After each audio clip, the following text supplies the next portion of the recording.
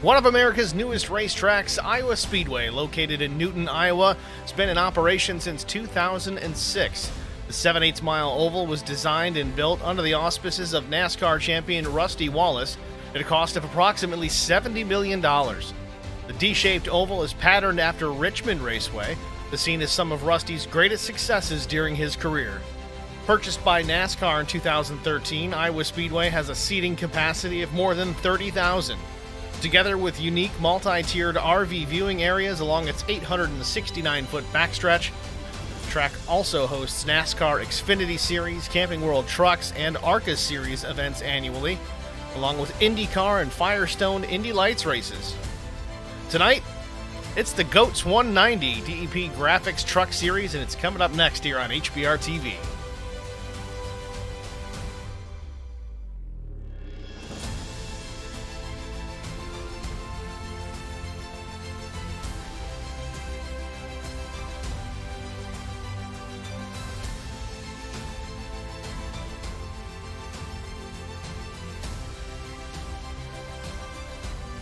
Good evening, everyone. Once again, welcome to Iowa Speedway, the Numb Thumbs Racing League. It's the GOATS 190.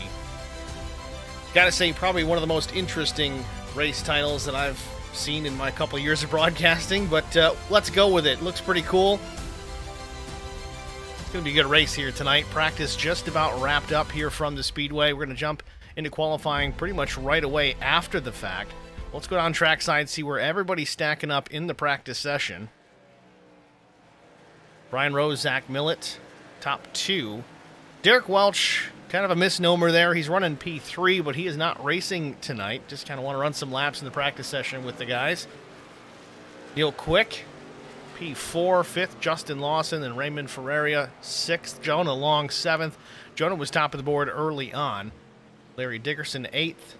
Mason Wagaman, ninth. Brandon Coleman, 10th.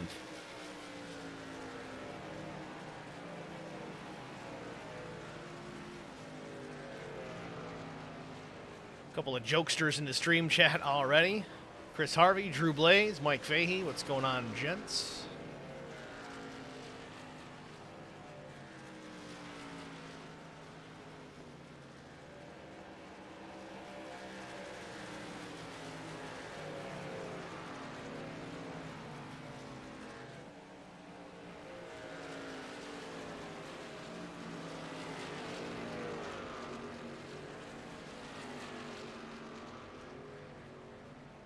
Just under a minute remains here, about 30 seconds before the practice session comes to its conclusion.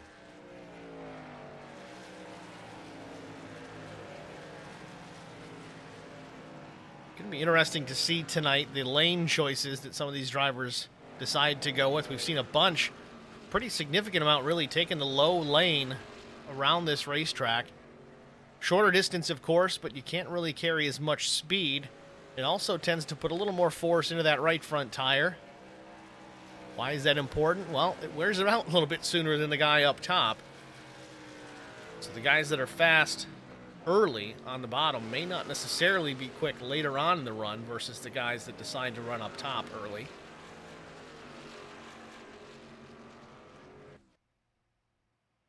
Tristan Sykes says he didn't want a shout out. Well, he wasn't in the stream chat when I said it, but Tristan Sykes, usually here to watch Mike Fahey wreck as well. There's your shout out.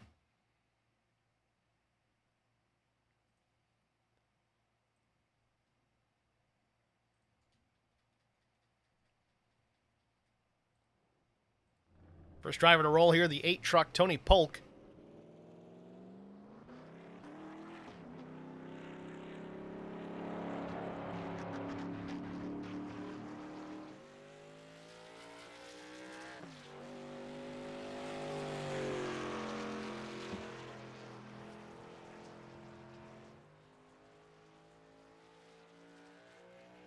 Tony Polk out of Waterford, Michigan.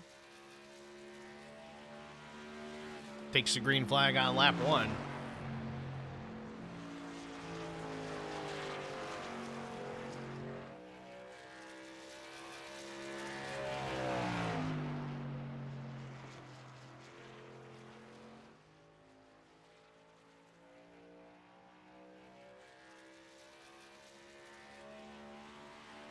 Polk across the line. First lap, 24.059. Fourth quick for now. Mike Fahey, meanwhile, he takes the top spot.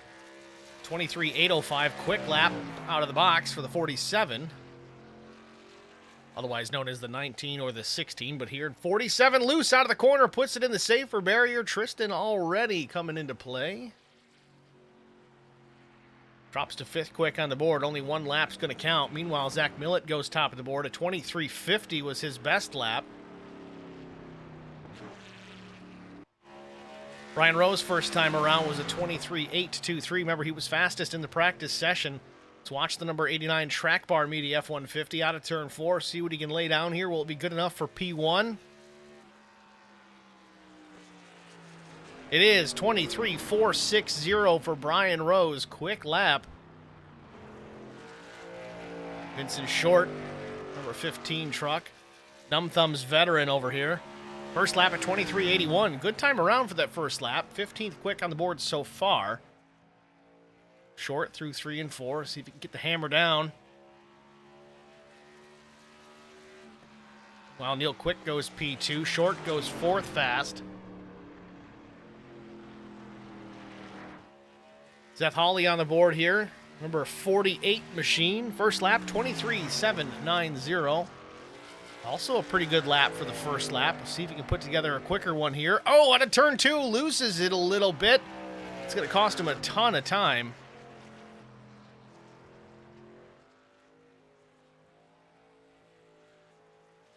Just can't get the power down.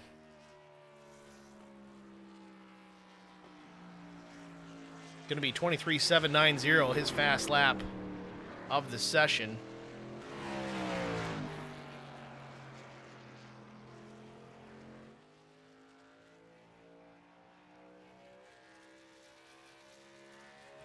Daniel Pearson across the stripe. 22nd quick, 23.807 the first lap.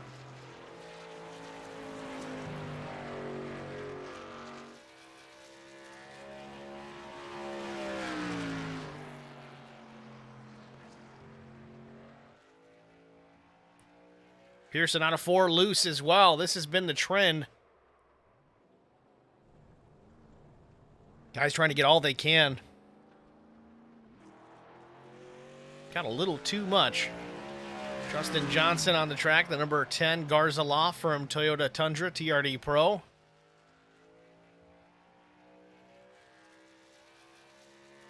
Johnson at the stripe. 24.058. Don't look too far into that first lap being slow. Millett's first lap, I think, was in the 4s as well. See if Justin can recoup here, turn a burner lap on his second time around, down into turns 3 and 4. Looking pretty good so far. See if he can get the power down. A little wiggle out of 4. Keeps it straight. Across the line. See where Justin Johnson lands. It's going to be 24th. 23.855 for the 10. Blaine Woodruff, the number 71. Every time I see that, I think Dave Marcus. Bud Light Seltzer entry.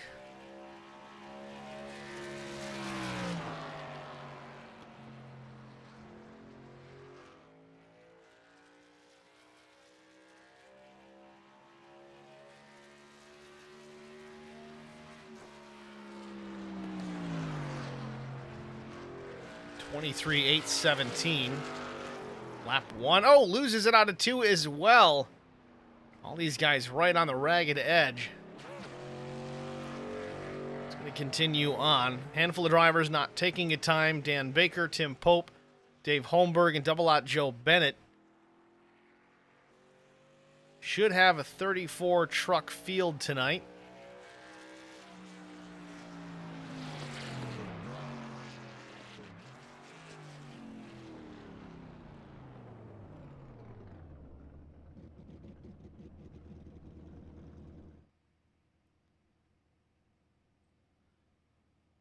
Seems we've got everybody in, maybe not. Scott Milner might be taking a chance. No, he is done with his laps. This was a 23.78. So with that, we're going to step aside here, get a break out of the way, and we'll be back with our starting grid after this. I would definitely recommend the Garza Law Firm to all my family and friends because I know how he's treated me. I have been playing basketball ever since I can remember. I just finished my 6-year career playing for the University of Tennessee. I feel like we're both striving to be better every day. He's always responded quickly and has always come through with whatever he said that he's going to do. The Garza Law Firm is definitely somebody you want on your team. The Garza Law Firm. Let us help.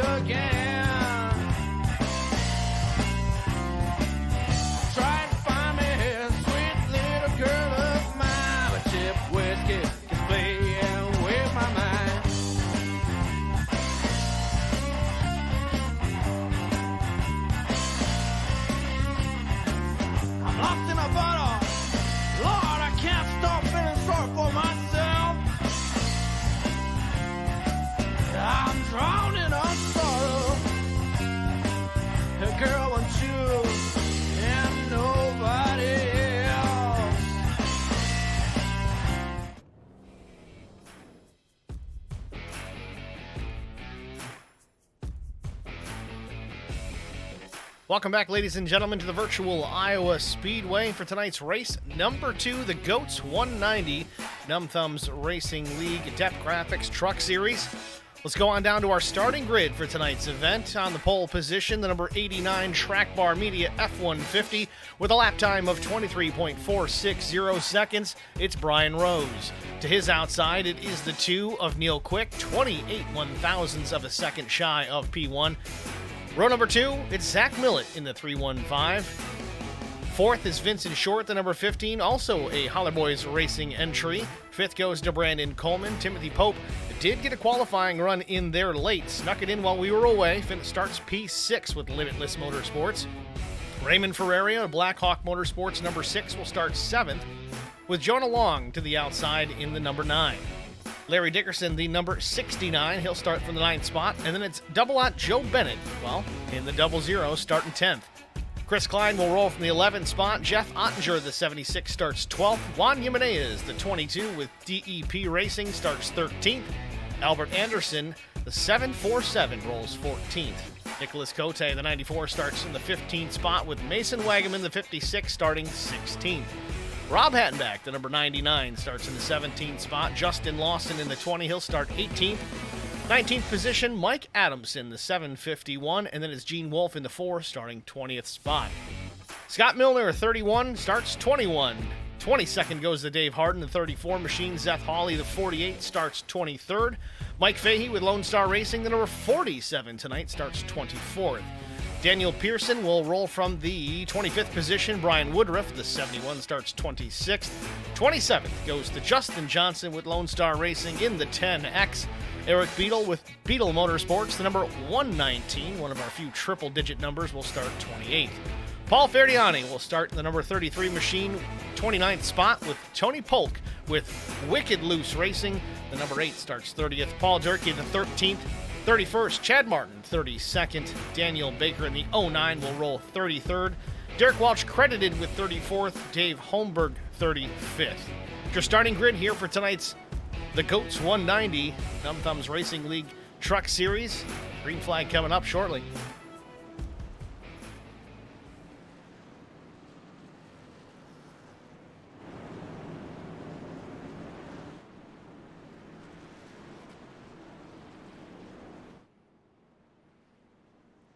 Field working its way around here. First time by the starter stand.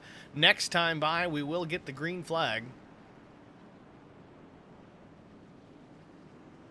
Got N. Casey in the stream chat helping me out with some pronunciations. It's Ferrara? Ferrara? All right. Maybe that's closer. Hopefully it's right.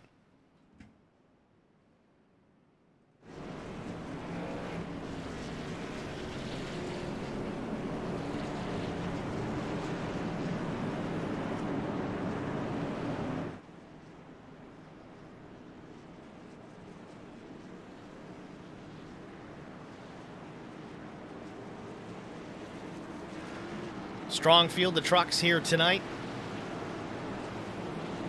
33 strong. Looks like Derek Welch, Dave Holmberg not taking the green tonight. Base truck pulls off. Green. Green flag waves, and we are underway.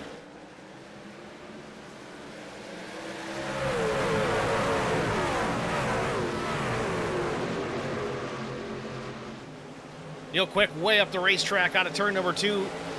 Zach Millett's going to take advantage over that second spot. Tucks in behind Brian Rose down the backstretch. Looks like everybody gets clean through turn 2. Let's see if they can do the same out of 4. It's been a challenge in through qualifying and practice on fresh tires. Across the stripe, Brian Rose leads lap number 1. Quick, though, battling back on the low side on Zach Millett. Switches things up. Remember, at the start of this race, lap ago, Neil Quick slided up the racetrack between turns 1 and 2. Got out of position, lost a position, but now battles back down low, trying to take P2 back away from Zach Millett.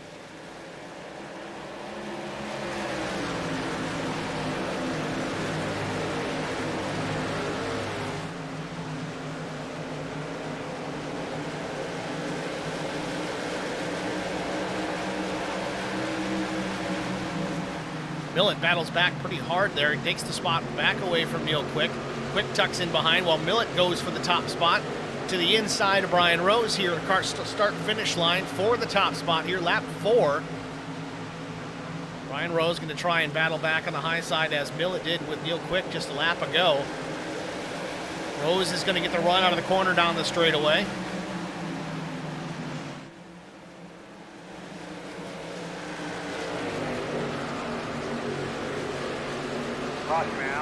Caution on the speedway. Mike Fahey in trouble.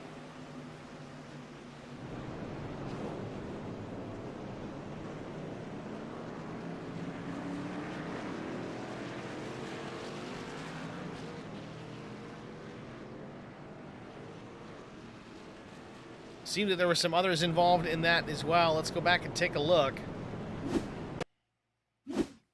Mike Fahey, that black and green and white truck there just up in the top side. Driver's right of the 34.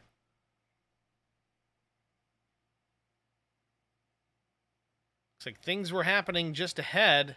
Fahey gets into, I think, the 751. That might have been Pope. Mike Adamson, not Pope.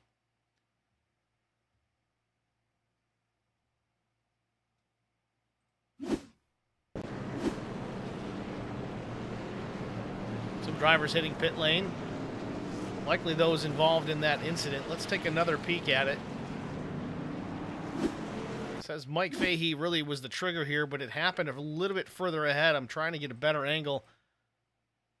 There was a blue truck that ended up sideways in the corner. It kind of stacked everybody up.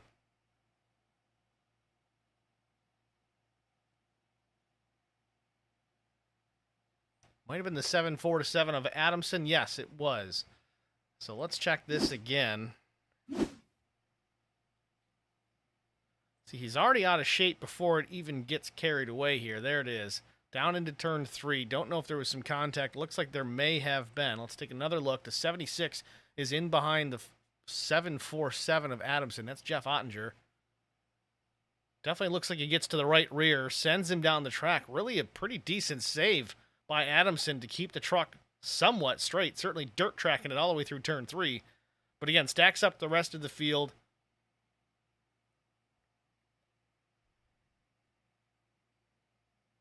There you see what happened. Chain reaction crash here. First caution of the night.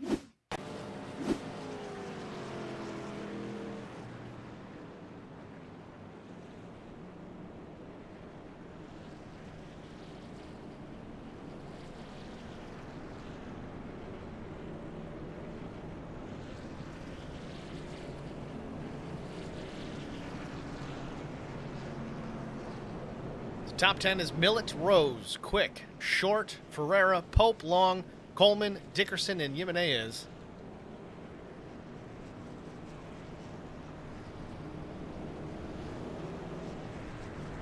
I want to take a moment here to mention Sim Gear Central. Be donating a button box to the champion this season. Again, looks like a pretty solid box.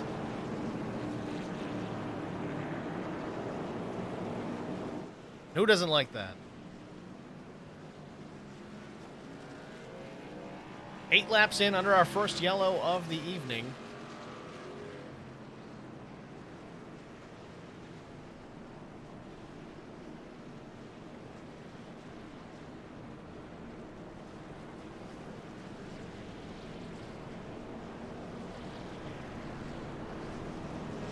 If we were to stay green the entire time, the pit window is roughly 54 to 58 laps.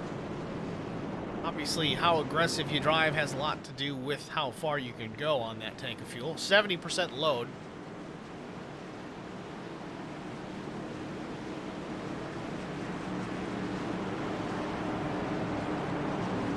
Drivers do have 4 sets of tires over the wall to utilize tonight as the green flag comes back out.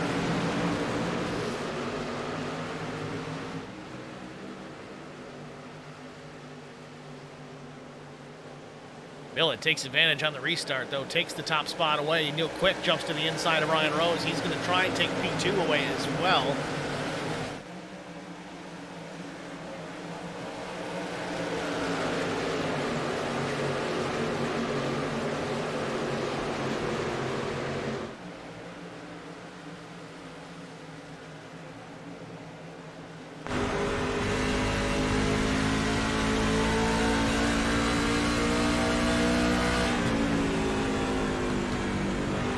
Talked about who was going to use what lines. Right now, the top 3 drivers all utilizing the high side, but now Brian Rose, he's got company.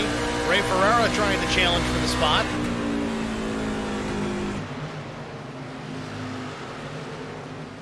Ferreira in the number 6 Toyota Tundra TRD Pro to the bottom.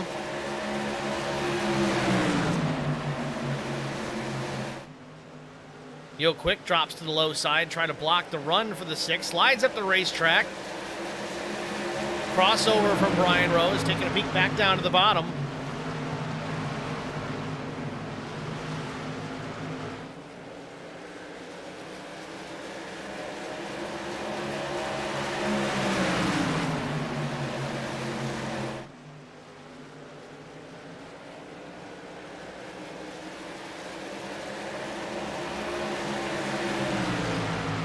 Herrera going to go on the attack once again. Takes a peek to the inside.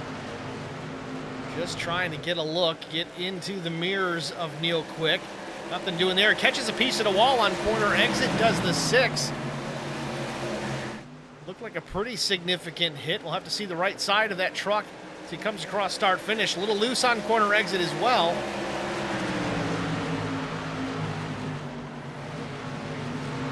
Seems like he might have gotten away with that one. Right side looked pretty clean. Battle continues even further back in the pass. Jonah Long battling with Tim Pope.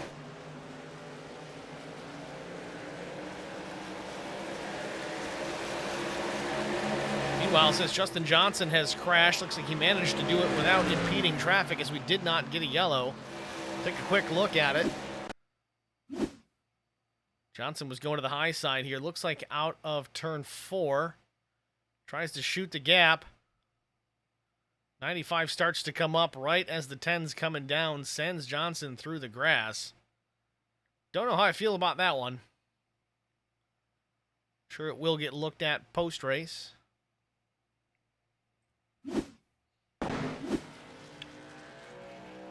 Meanwhile, the battle for the second spot continues. Neil Quick lets the 6 go. Up to P2 goes Raymond Ferrara.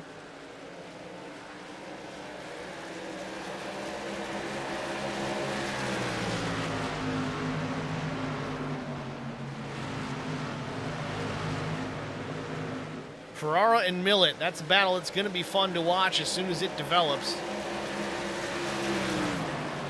Millett with a 0.6 second advantage over the 6, but that number is shrinking in rapidly.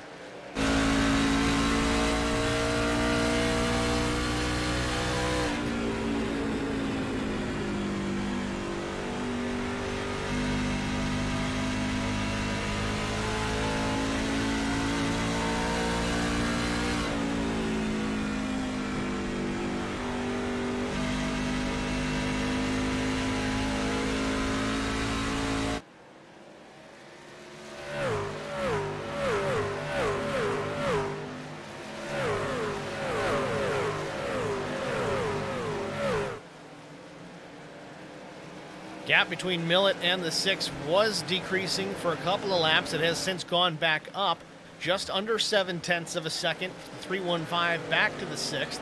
Neil Quick runs 3rd. Brian Rose 4th.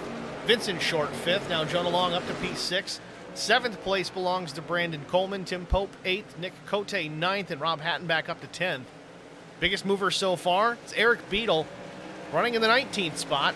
Past 9 trucks since the drop of the green flag just 20 laps ago. Remember, we did have a caution as well.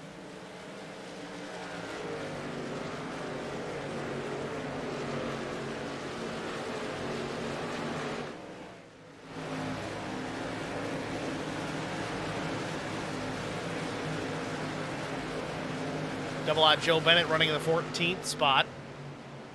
Black and red entry we see middle frame. Down 4 spots since the drop of the green flag, but seems he's still on the charge here, closing in on the back of Blaine Woodruff. He's got the 20 of Justin Lawson to the tailgate of the 00 as well. Those two come together out of the corner. That was Lawson and Wagaman almost making contact.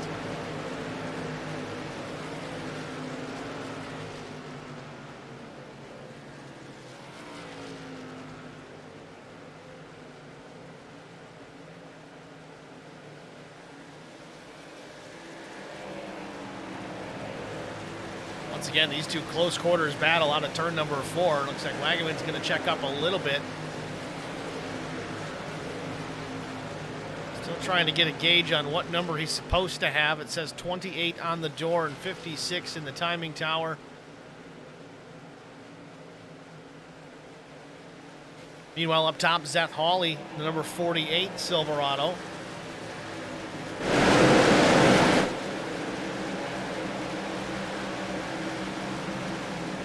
Hawley running a Franklin barbecue paint scheme. That's pretty cool to see. See a big old brisket on the tailgate? I don't know.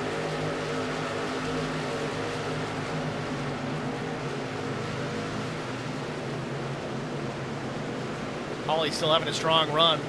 Up 8 spots. Meanwhile, Blaine Woodruff, stronger run. Up 13 spots, but for how long? Phil Bennett closing in still. Might be a tick faster, trying to take advantage.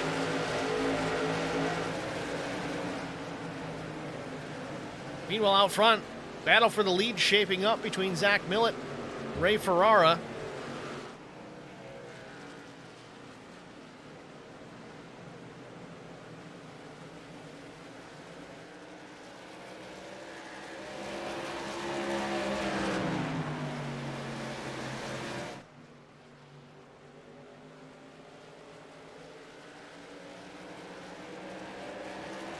Millett trying to defend here. Ferrara was just under 0.2 of a second. Might be a bit faster here. In fact, last time by, Ferrara was a 1/10 quicker than Millett. Both drivers seem to scrape the outside wall onto turn number 2, just enough to pull some decals off. Toyota versus Chevy out of turn number 4, coming to 28 laps.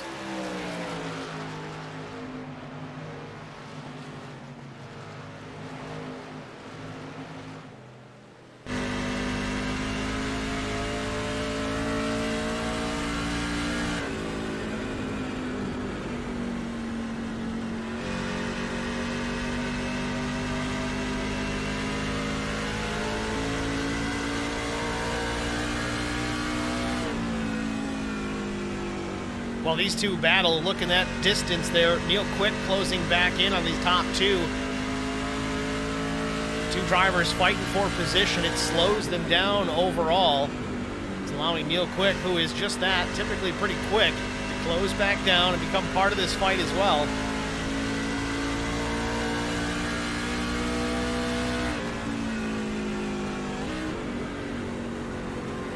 Right on board with Ray Ferrara out of New Smyrna Beach, Florida.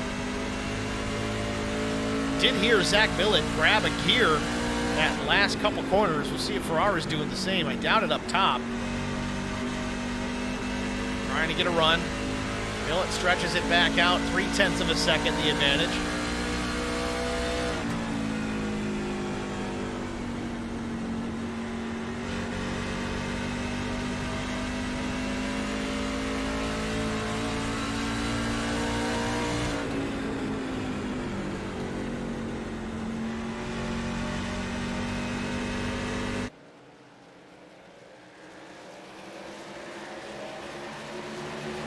Top three all in lockstep here, 0.6 of a second separating all three of these drivers. Brian Rose back and forth, about 2 seconds back. Then in 5th place, it's Timothy Pope, 2.1 back. Vincent Short, 6th, 4 seconds back, and the gaps get larger and larger. Meanwhile, this battle up front for the top spot. Zach Millett, caution on the Speedway. Gene Wolfe appears to be involved in this one. Number 4 machine down to the inside. Doesn't look like it's taken a terrible hit, maybe a little bit of left rear damage.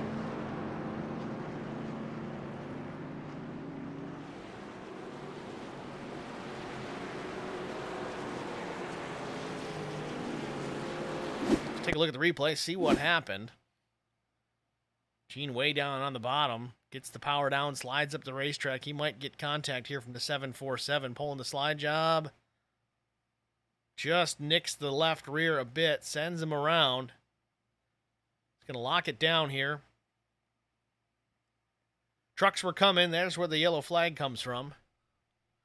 But not a major incident by any stretch. Either way, we're under our second yellow of the day here, lap 33, as the leaders head down pit lane.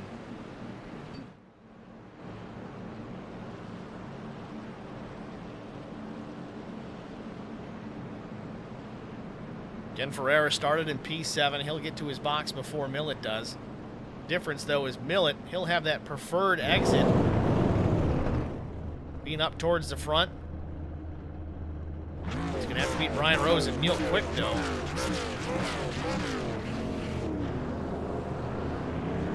Millett down and away. Wins the race out of pit lane. Ferrara almost had him.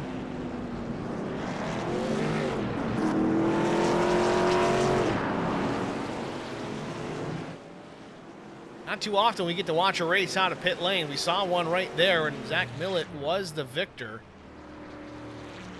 With that, we're going to step aside and take a quick break. We'll be back after this. Stay with us. I would definitely recommend the Garza Law Firm to all my family and friends because I know how he's treated me. I have been playing basketball ever since I can remember. I just finished my 6-year career playing for the University of Tennessee. I feel like we're both striving to be better every day. He's always responded quickly and has always come through with whatever he said that he's going to do. The Garza Law Firm is definitely somebody you want on your team. The Garza Law Firm. Let us help.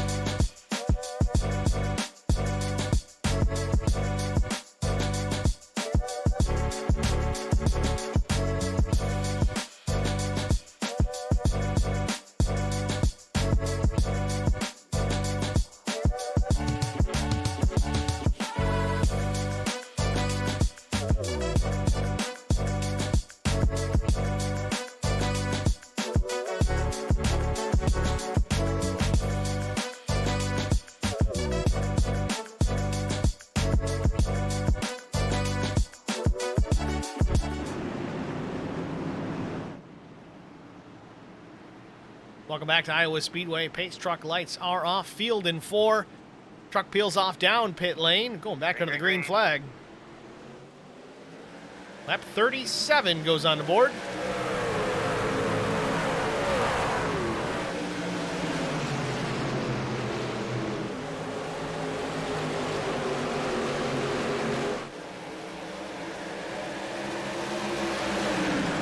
Ferrara goes to the inside, looking for the top spot on Zach Millett. Right after the restart, Millett trying to battle back on the high side with a run almost into the outside wall. Does not make contact this time. Still side by side down into turn number 1.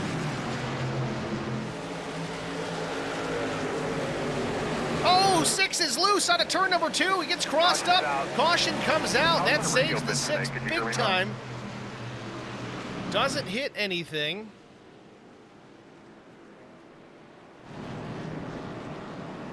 No damage on the 6, but cold tires. They were pushing hard to try and battle for the lead.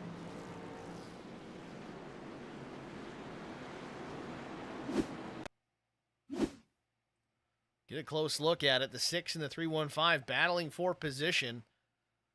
Ferrara gets down to the bottom. Left side's right to the yellow line, but gets on the power and loosens up that truck. Round it goes out of turn 2. Locks her down. Nobody hits him. But Ferrara's got some work to do.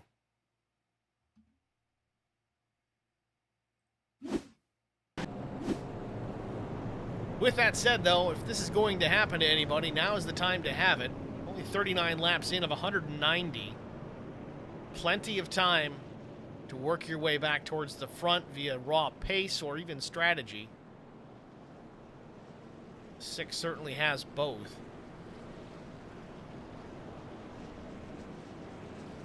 Looks like Ferrara's going to hit pit lane here. I don't know if he's going to take tires. Again, only 4 sets to utilize throughout the course of tonight's event. Maybe just going to top off fuel here. I'd be very curious to see if he does take tires. Last stop, it appears he did. A 14.13 second stop the last time in. That was, again, just a couple of laps ago.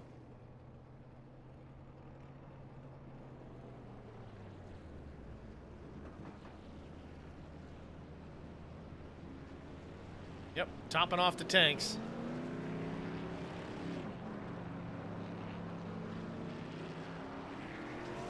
I know I said tanks. There's only one. It's not a Super Duty.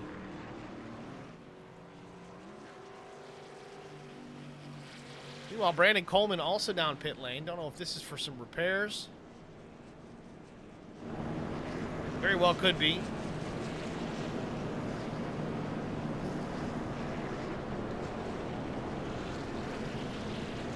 Pretty interesting paint scheme on that truck. Seen a familiar paint scheme in the past.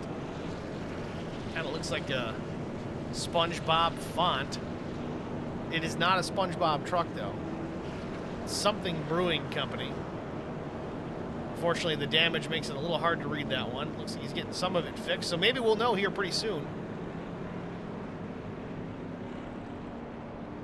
19 truck, part of the sponsor group for tonight's race, the Goats.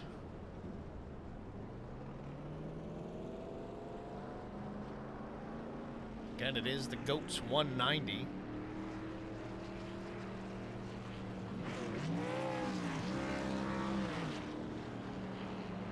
Coleman down and away.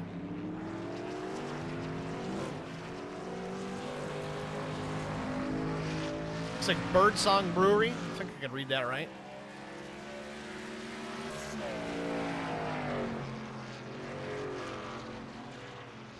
It's back out front. Pace truck still got the lights on. May get the one to go signal this next time by.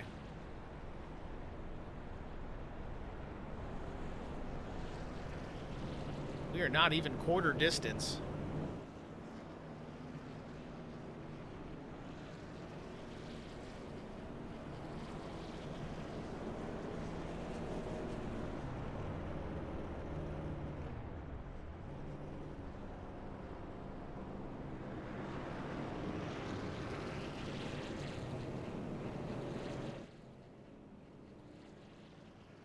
Looking like when we go back to the green flag, it's going to be an HBR top 3. Millett, Rose, Short. 4th is Neil Quick, then Pope in 5th. 6th place is going to be Nick Cote, then Jonah Long. Rob Hatton back up to position 8. Larry Dickerson looks like 9th or 10th. They're kind of trading spots there between himself and Blaine Woodruff. Juan Jimenez 11th. Double out Joe Bennett 12th. Justin Lawson, Zeth Hawley, Albert Anderson 15th. Mason Wagaman, Dan Pearson, Paul Durkee, Eric Beadle, Mike Fahey down to 20th.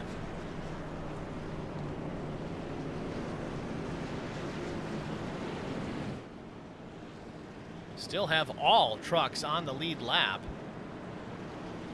Again, only our 3rd caution of the night. Most of the cautions we've had, I think 2 of them just been simple spins.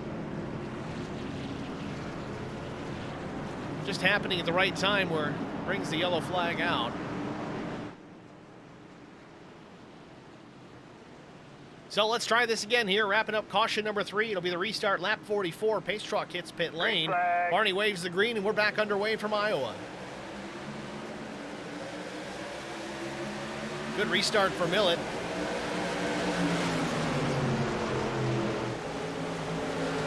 Tim Pope going to the inside, really aggressive on the restart. He's up to 3rd for now, but now side by side with Brian Rose.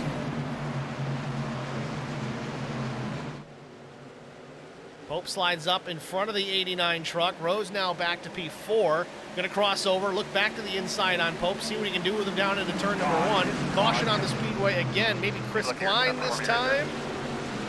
Yes, indeed. Chris Klein, the number 51 machine, in trouble here. 4th yellow of the night. Right here at start-finish. Let's see what happened with Klein.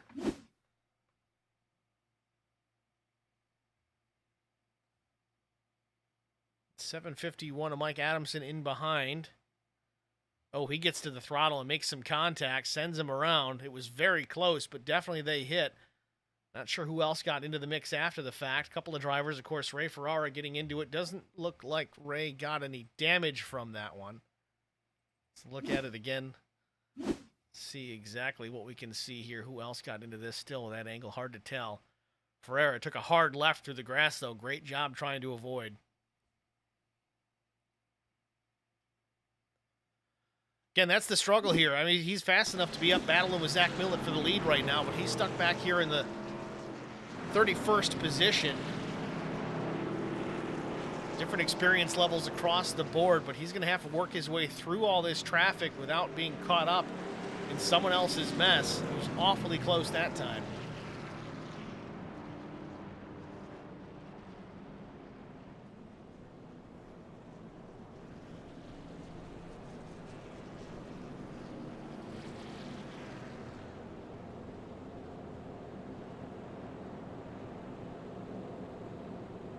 Nikki Short in the stream chat says, oh, Short's looking fast. Yeah, Vince has definitely picked up the pace a bit here tonight, running in P2 currently. Nikki, of course, Vince's wonderful wife, always tuning into the HBR TV broadcast when Vince is out there running. Going back through, we got, let's see, Russell Endicott. Go get him, or get Adam Tenderfoot. I don't know who Russell's talking about, but maybe he'll tell us. Joe Bennett says, let's go 00 Joe. Esports Gaming Network. Rob the Mad Hatter Hattenback up into the top 10. Get it, man. It's from a little while ago. Hattenback now in the 8th spot.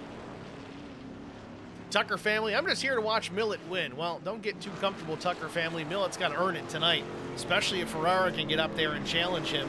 Neil Quick looks strong as well. It's not going to be a hand it to me type win tonight. He's going to have to go out there and hustle. He's got some fast guys behind him that could certainly challenge.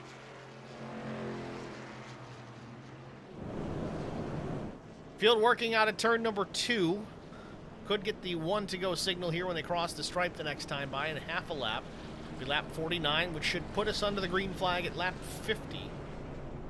And working our 4th caution of the night. Quarter distance through the race, roughly.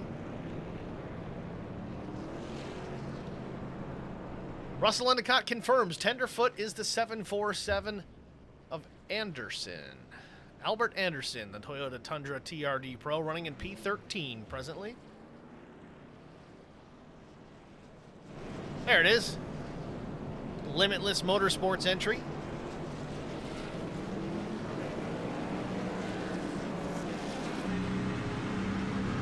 Inside the cockpit. Anderson out of Stafford County, Virginia.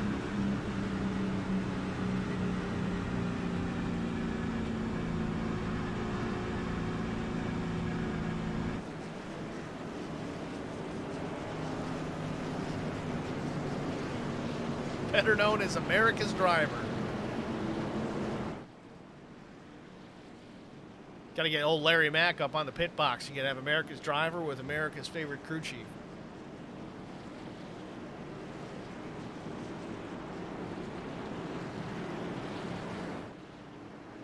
So here we go. We are on the 1 to go. Of course, field formed up 2 by 2. It's going to be Millet on the inside, Short up top. Tim Pope in behind Millet, and then on his outside, it's Brian Rose. Green flag waves. Here we go into 1.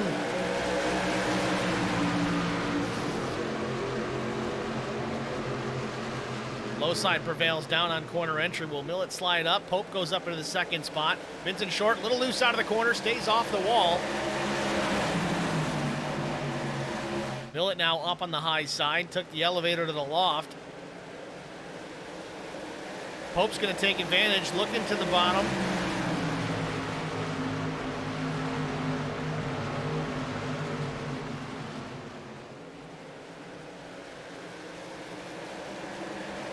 Oh, trouble behind.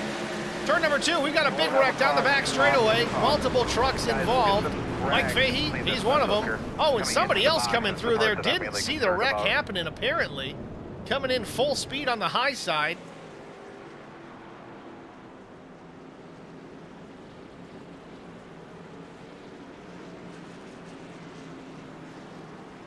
Big wreck, our 5th caution of the night.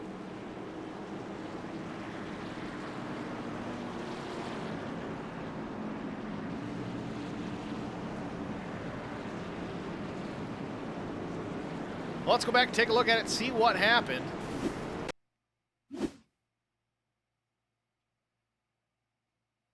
Another chain reaction crash. We had some drivers in contact with others. Or was this 2 crashes in 1? It looks like it was.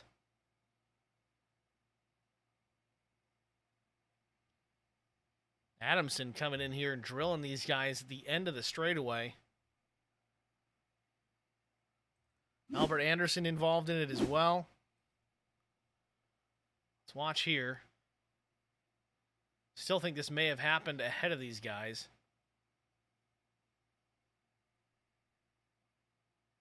Yep, maybe Double Out Joe Bennett started part of this, possibly with the 69 truck, it appears. That's Larry Dickerson. Then everybody comes piling in.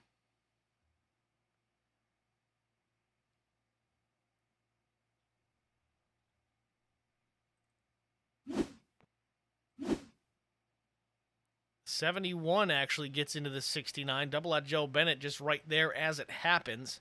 Innocent bystander for Joe.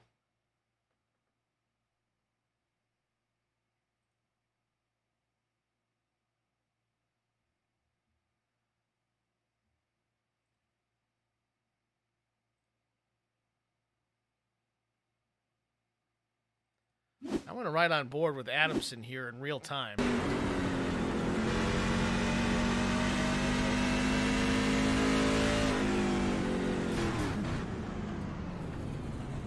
Well, that's what it looked like from his perspective. May have been looking in the mirror at the wreck that he got through off of turn number 2. As soon as he looks forward, you see a bunch of guys just coming up the racetrack in front of him.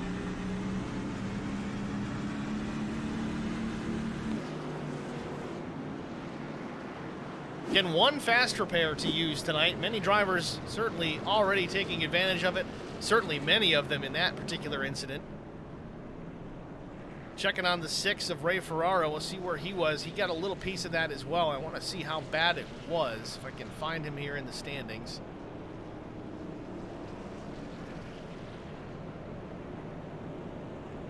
It's running 15th.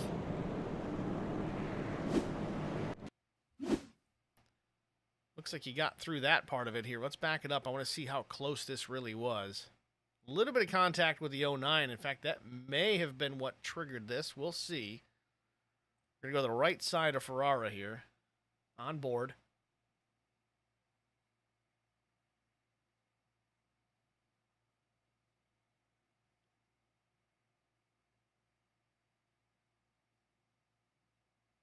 Contact has been made there. We didn't catch it from this angle.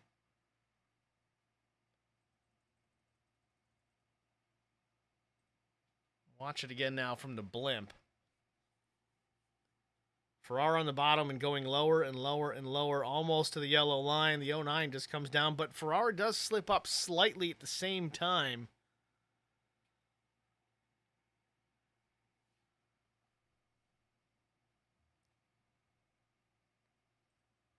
Be ready, green flag. Green flag back in the air. Try it again. Bill with a good jump. He's got Vincent Short now in behind. Pope up top side to the right of the 15. Vince slides up the track just a little, almost some door-to-door. Pope with a massive run out of turn number 2. Nowhere to go, and he gets into the back of Millett. Millett driving it through turns 3 and 4. Unbelievable save by the 315. Anybody else, that would have been caution number 5 or 6. I've already lost count. It's easy to do. I only go to 10. Millett, on the other hand, now from first back to P7. It's going to give the lead to Vincent Short now. Nick Cote in the second spot. Number 94 machine to the inside, that red and white entry. Brian Rose, P3. Jonah Long, Neil Quick, the top 5.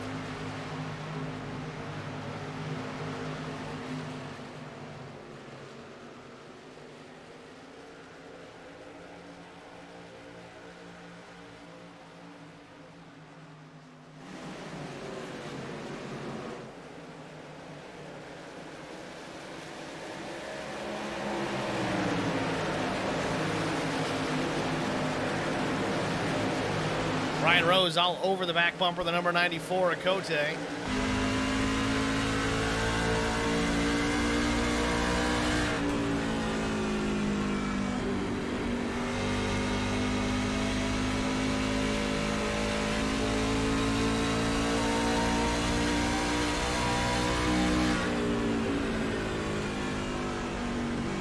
Neil Quick taking the dive bomb down the bottom. He's got Zach Millett to his back door. Knows it's time to move.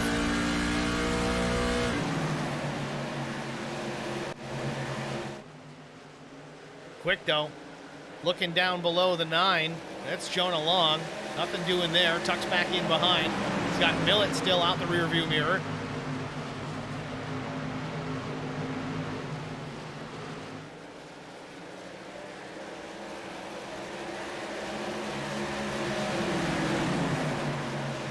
Hattenback making a look to the bottom here, trying to take some positions away. Slides up the racetrack a groove, but here comes the 6 of Ferrara on the charge once again. He's made some big-time forward progress. Was, I think, 15th on the restart. Currently runs 8th. 6 on a charge.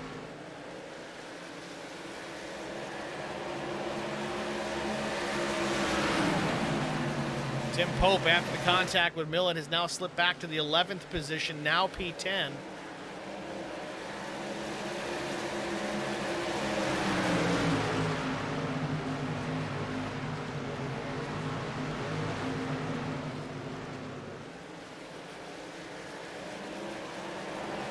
Ooh, almost contact with Neil Quick in the 9 of Jonah Long.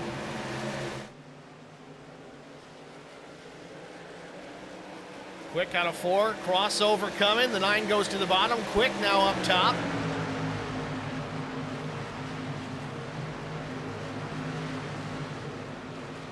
Nine slides up the racetrack, has to gather it back up. Millet's going to take the position away, moves Zach back into the top 5. Now the battle between Long and Hattenback. Hattenback up top.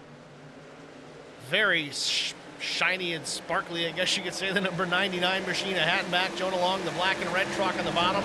Then it's the blue, black, and white number 6 of Ferrara on the high side as well. He's going to go around, take the 7th position away. As Ferrara continues his charge back towards the front. Ferrara back to where he started tonight's race, and we're not even halfway. So certainly not over. Not all is lost. Still a chance for a victory tonight for the 6 if he can make his way back up front. Speaking up front, we got a battle for the lead. Cote on the outside of Vincent Short, trying to take it away the hard way, the long way around. Out of turn number 2, drag racing down the back straightaway. Cote again, half truck in front of the 15 as they get down into turn number 3. All this in front of Brian Rose. Brian cautiously watching, maybe hoping for a mistake that he can take advantage of, but hopefully doesn't get caught up in it. Cote clears Short across the start-finish line. New leader, lap 67, the number 94, Nick Cote goes topside.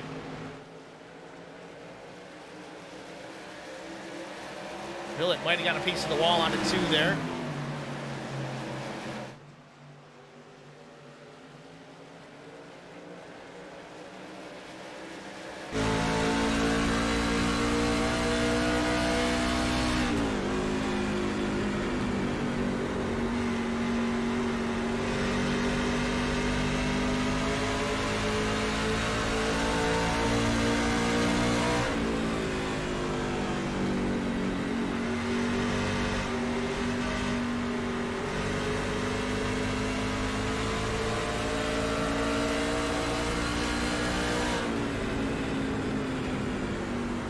Neil Quick making some speed there in the low to middle lanes.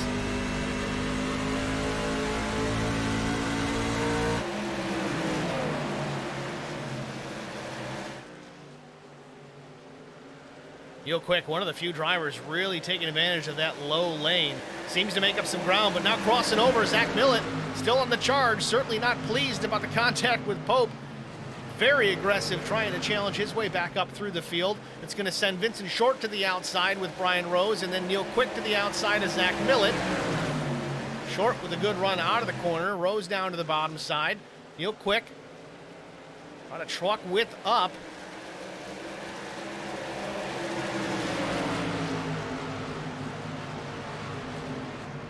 All this happening while Cote begins to stretch his advantage. It's 6.5 tenths.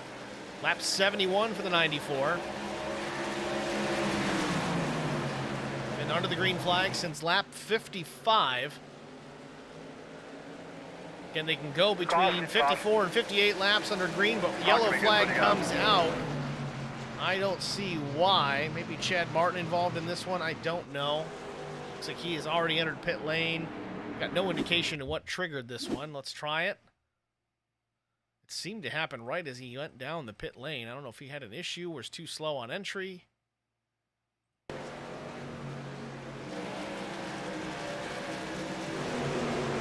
to find it, guys. I just don't see it.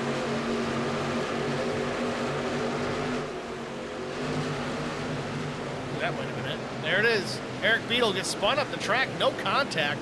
Eric Beadle with a dirt background. Let's watch this.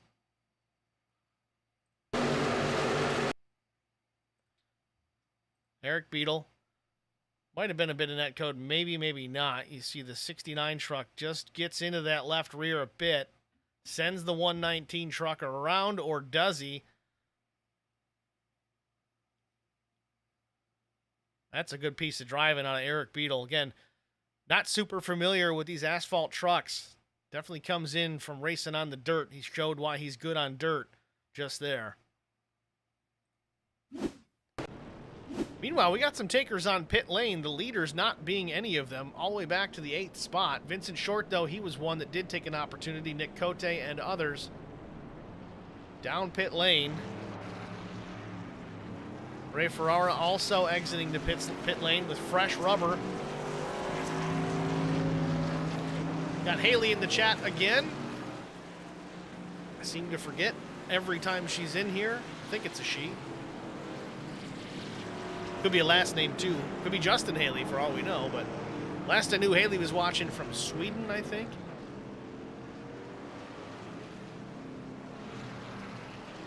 She says, I found the Flying Aces about 5 years ago and found yours. Awesome channel. Certainly appreciate the kind words.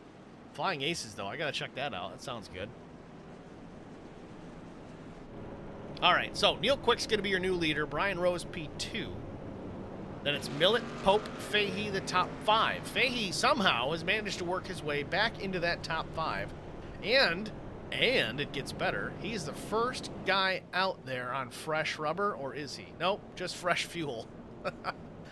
So keep an eye on the 47 truck.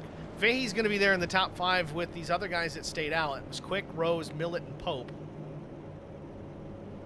They all pit last at lap 33. Fahey pit this time by, but did not take any tires. It was a fuel-only stop, maybe some repairs.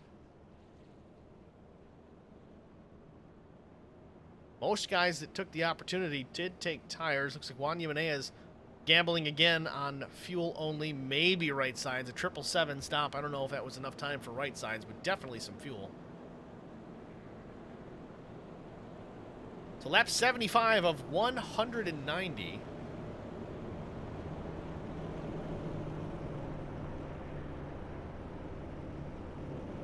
All right, so Haley chimes in. She says, and she confirms it, 26-year-old girl, I tell all my friends about your channel. Well, Haley, I certainly do appreciate spreading the word, especially considering the, I think, I'm right about the Sweden part, right? You guys are in Sweden? You've been on almost every one of these streams lately. I think I would know by now. I got to write it down.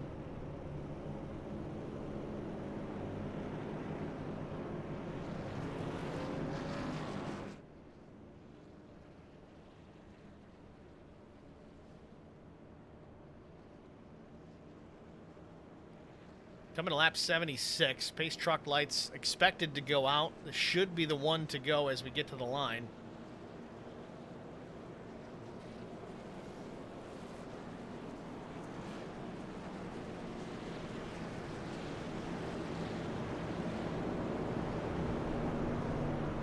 Well, either way, Haley, make sure you check us out on Facebook as well. It's facebook.com/HBRTV and the number 1. Very similar to the YouTube handle. Again, we do all of our live streaming here on the YouTube side of things. We do put a post or 2 or 3 or 4 throughout the week, sometimes funny, sometimes stream-related. Most times we try to throw up the stream links for everybody to pull them off of Facebook if necessary as well. But we do appreciate that. It does help us over on the Facebook side as well. It goes for all of you in the stream chat. If you haven't already done so, make sure that you do it. So here we go, getting ready for a restart. It'll be Neil Quick with the lead, Brian Rose to the outside. We'll see how these guys handle it. Millett now has gotten back up into that top 4, and he's got, well, Timothy Pope to his right side. Let's see if there's any love lost between these two. Green flag in the air, we're back underway, 77 laps in.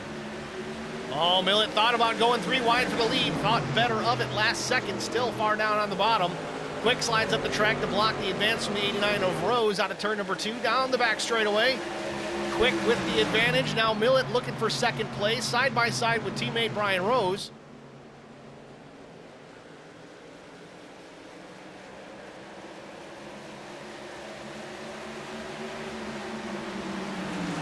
Quick leads that lap and does get out to about a truck length advantage, but for how long? Millett again on the charge with old tires, mind you. Whole top four on the older sets. The first driver with a set of 4 fresh Goodyears, that's Brandon Coleman back in 6th, the number 19 truck.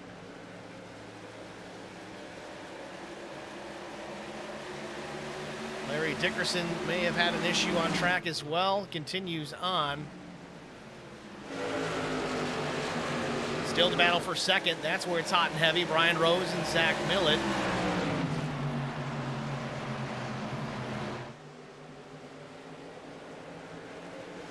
Rose maintains the position. Millett still trying. Tucks back in behind, trying to get a better angle on his entry into turn number 1.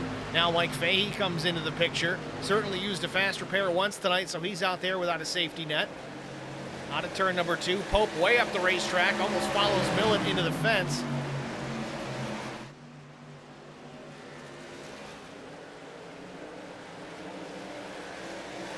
Fahey running in the 5th position. He's got Tim Pope to the outside. Might have the 47 clear down into turn number 1. No, Fahey battles back. He's got Hatton back in behind the 47 and Ray Ferrara up top in the 6th as well. Some fast trucks coming with some fresh tires.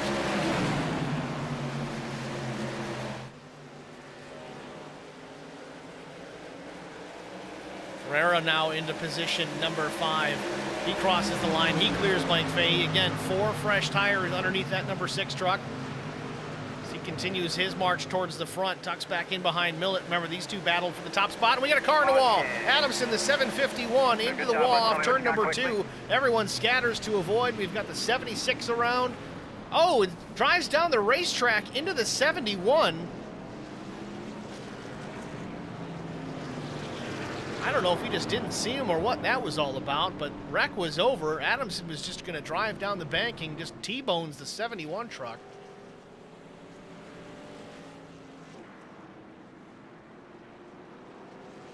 Plenty of drama to go around here at Iowa Speedway. Let's take a look what happened with the 751 truck. Did he lose it by himself, or did he have help?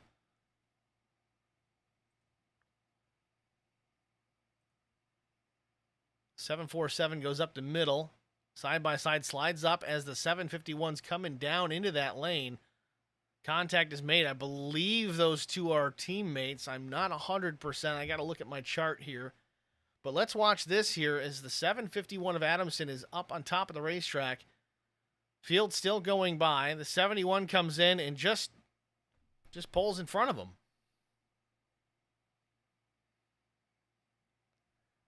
Now, in everyone's defense, 71 could have been going a little slower, but nonetheless, got to look at that relative and see who's coming.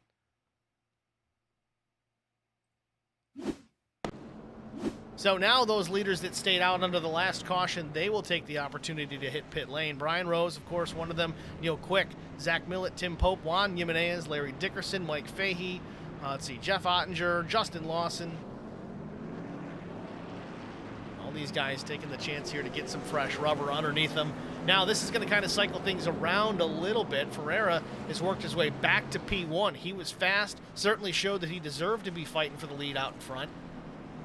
Got a little squirrely, battling with Millett. Didn't hit anything, but certainly cost him a ton of track position.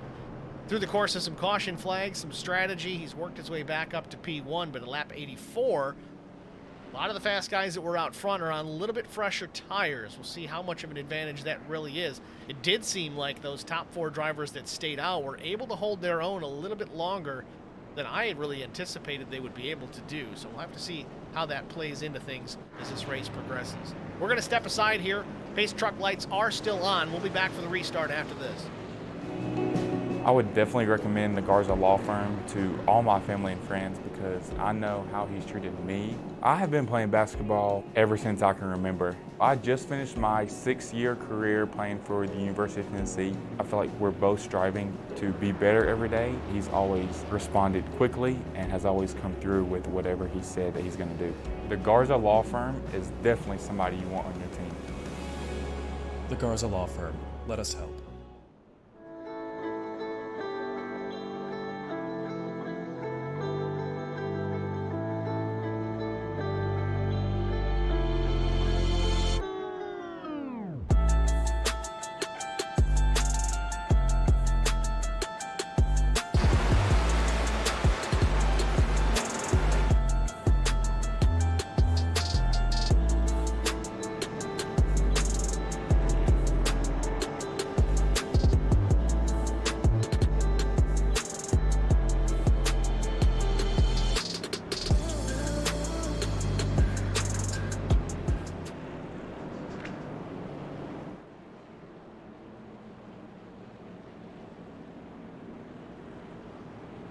Back at Iowa Speedway, pace lights still on the iRacing pace truck.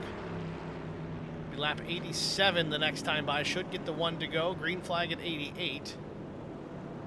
Haley confirming in the stream. Yes, it's Sweden. I won't ask again, I promise. Well, I'm going to try to promise. Get the memory of a goldfish. I'll do my best.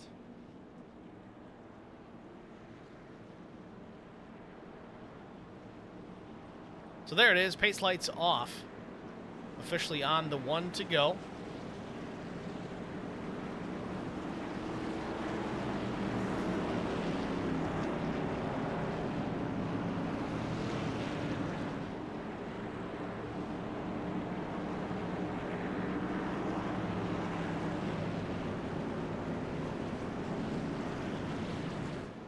So the top two pit at lap 72. It was not terribly long ago. They did take tires. That's Ferreira and Hattenbach both.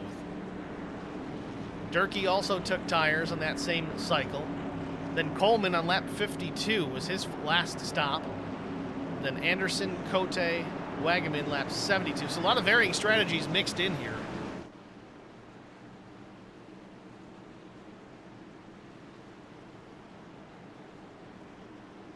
Pace car is off. Green flag, green flag.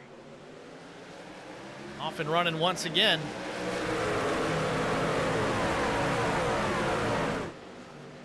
Ferreira goes P1 down through turns 1 and 2. Hattenbach slides back just a bit. Durkee's going to slide along the inside to try and take that position away.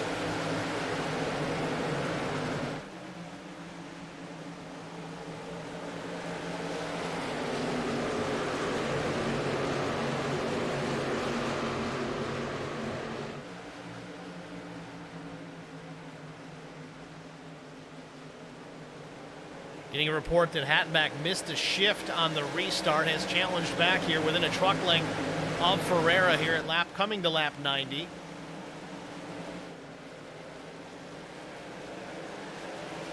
Hattenbach on the charge at the stripe. Ferreira still leads it.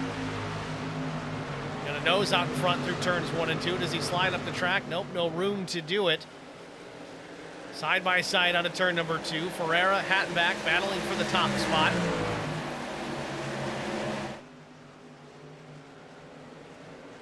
Way up the racetrack goes Ferreira, going to build a big run down to the start-finish line. Clears the 99 once again. Ferreira now down back to the bottom. Ferreira not afraid to change his lane. He's running all over this racetrack, and he's got speed just about everywhere that he does it.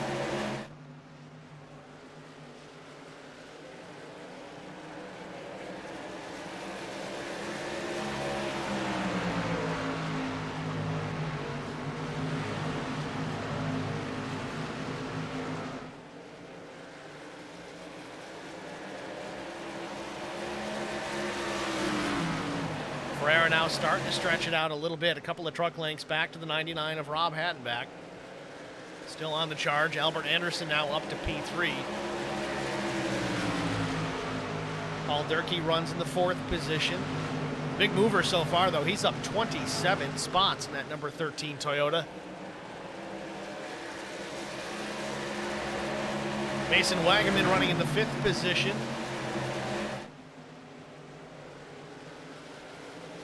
Nick Cote challenging for it, side by side off of 4. All these drivers pit last at lap 72, and they all took 4 tires.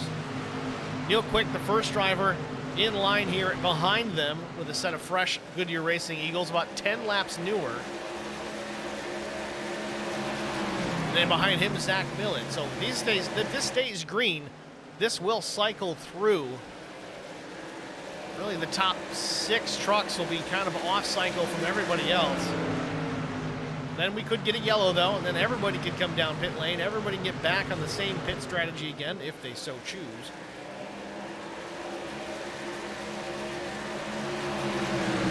Quick taking a look at the inside of Mason Wagaman.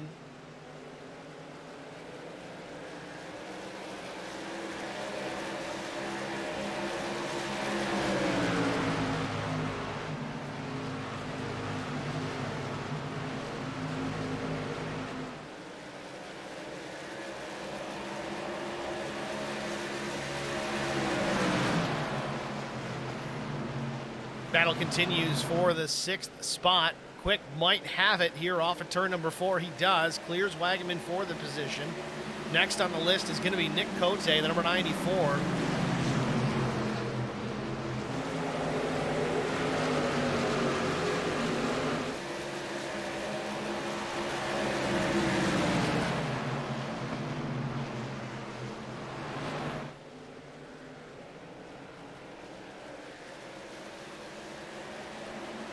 Zach Millett has made short work of Wagaman 2, staying relatively close to the 2 of Neil Quick. Again, both on similar tire strategies, same lap, same pit stop, same number of tires. Quick, on the other hand, still working on Nick Cote. Makes a peek down to the bottom in turn number 3.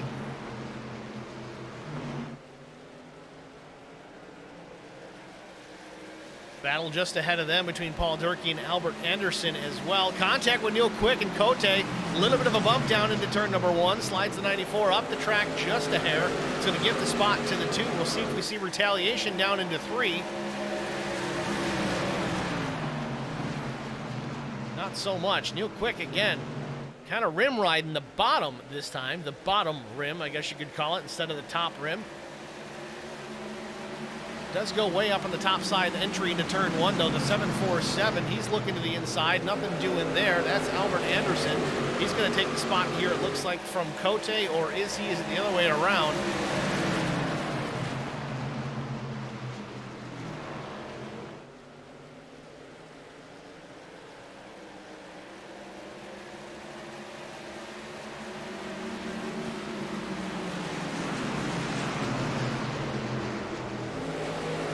Neil Quick to the inside of the 13, continues his march forward.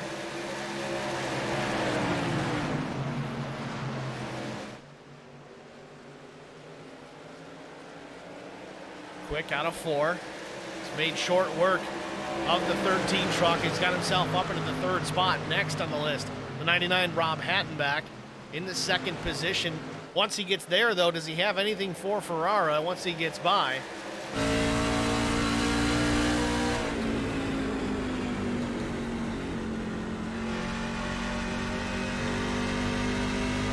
Quick gets him clear, or does he? Not quite. Could have been more aggressive, decided not to.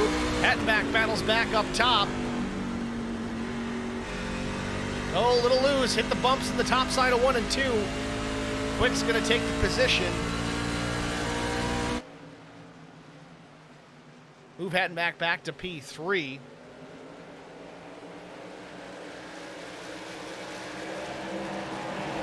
Neil Quick able to continue his march towards the front, where Millett was not able to hang with the 2.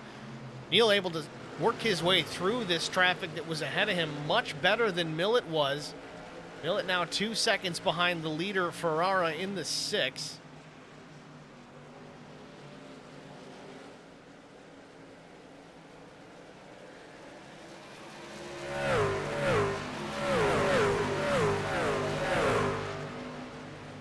Big gap from one pack to the next.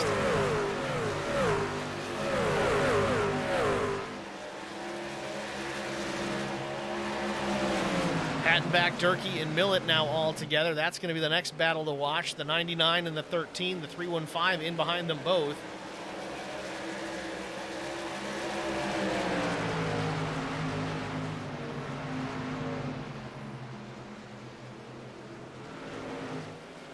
Continue to watch this battle. You see the difference, the interval between Ferrara and Quick shrinking considerably. There's a battle for the lead here. Ferrara in the 6 up top, Quick in the 2 on the bottom, side by side off turn number 4. We'll see if Ferrara can hold off the fresher rubber of Neil Quick in behind.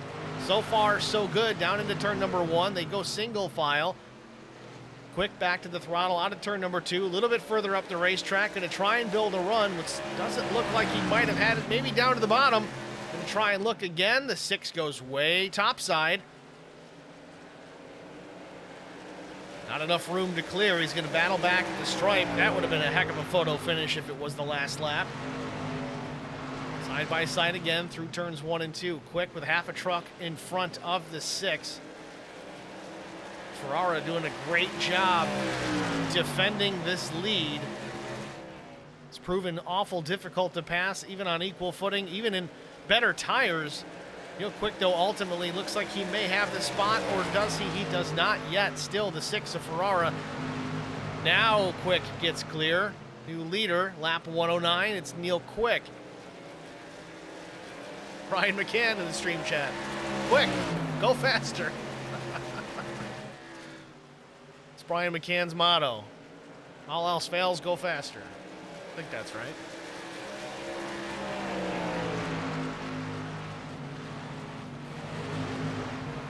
I gotta say, I'm very impressed with Ray Ferrara, able to work as well as he has with the older tires that he's got on that truck, defended very nicely for quite a while on Neil Quick, and is now still hanging right there with him, just a truck behind the two. He's got 110, now 111 laps going up on the board. Meanwhile, Millett has found his way through all that traffic. He's able to take advantage of the battle between those two, the 2 and the 6. This closed that gap from 2 seconds down to just over 1.2.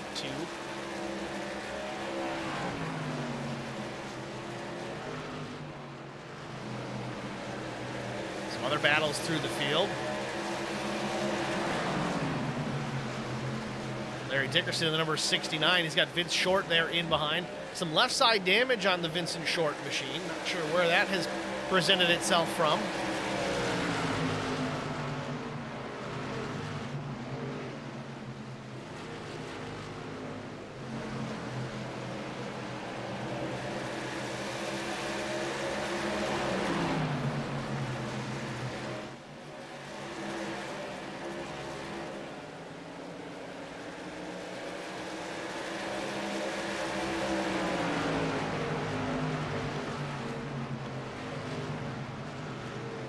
Battle with Dave Harden and Justin Lawson. That is for the 17th position. 34 of Harden. He has that spot. Lawson on a charge. Different tire strategies for these two as well. Harden pit lap 72. Lawson lap 83. Lawson got tires, fuel, and repairs.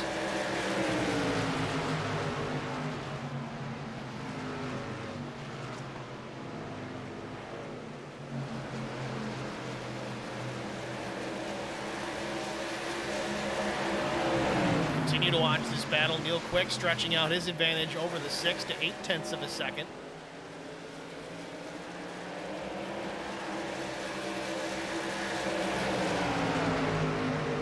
Larry Dickerson coming into the fold as well, trying to take advantage of these two battling. Might be able to follow the 34 or the 20 on through, depending on who finishes the pass.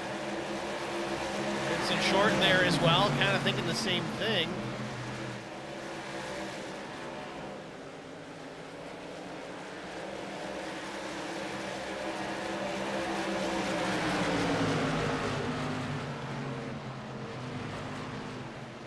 Harden slides up the racetrack a bit. Nobody there, so it's no harm, no foul.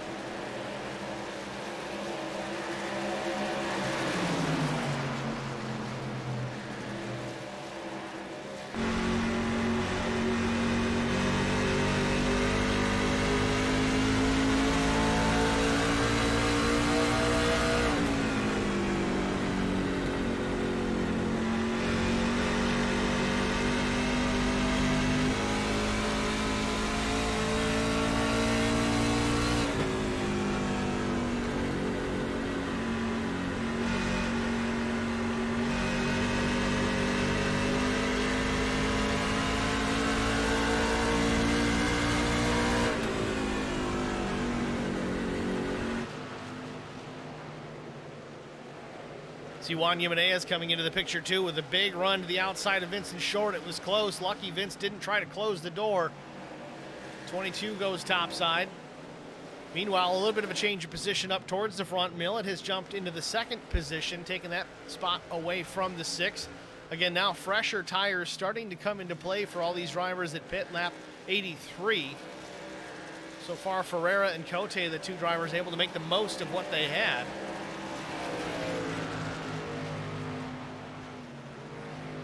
Still no close battles here, though Millett has reduced that deficit by about 0.2 from Neil Quick, but still a ways to go. We've got 70.5 laps remaining, so certainly pit stops still to come. Speaking of which, Justin Johnson down pit lane here. I don't know if this is scheduled or not.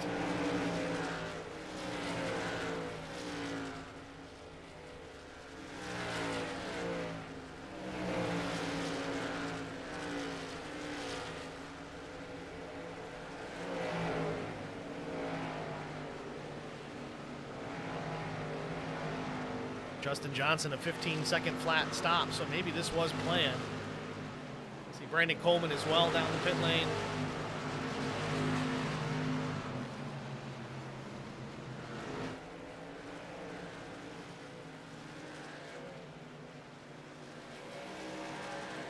We could be getting close for pit stops. It's lap 123, at least coming to it. Remember, these drivers pit last at lap 83 at the most recent. Some as late as lap 72, so the pit window being 53 to 58 laps, I believe it was. Certainly in that window. Some guys might be trying to short pit a little bit here, undercut, trying to get some fresh rubber underneath their trucks. Thing is, though, even if they pit now, they cannot make it to the end of the race. If it stays green from here, you're still going to have another stop even after this one. So let's round it. Let's say 55 laps on a tank. That's going to put you having to stop here at lap 179, 180. That's even for the guys that pitted lap 82. So they got to go at least another 11 laps here to be on the safe side, but that would not give them enough fuel to make the green-white checkered attempt, which I think we have up to 2. Double check and verify that. We have up to 3.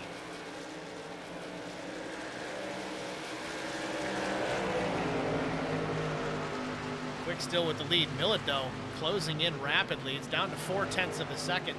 Now, I got to wonder, we're talking about fuel here with this long green flag run. You got to wonder if Neil Quick starting to try and save. Let's go ahead and ride on board with the 2. Listen to that engine, see if he's clutching it all, trying to save some fuel under the green flag.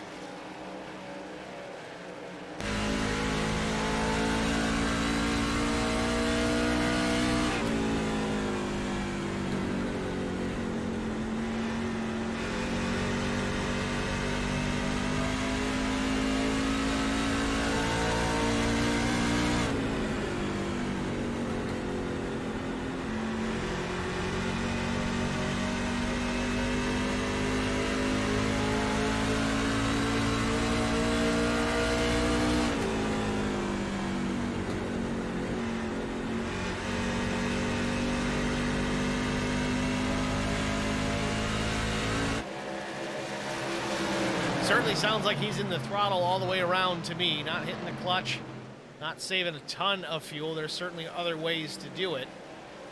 Nothing too obvious from our perspective, at least currently. 23 cars, or trucks that is, currently on the lead lap. That number is getting smaller and smaller as laps tick by under the green flag.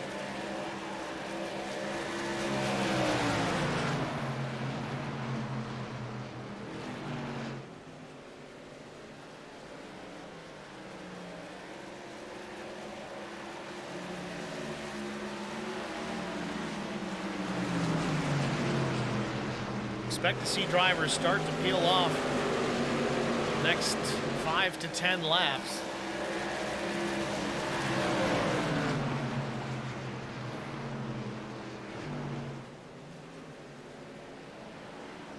That gap still closing between Quick and Millet.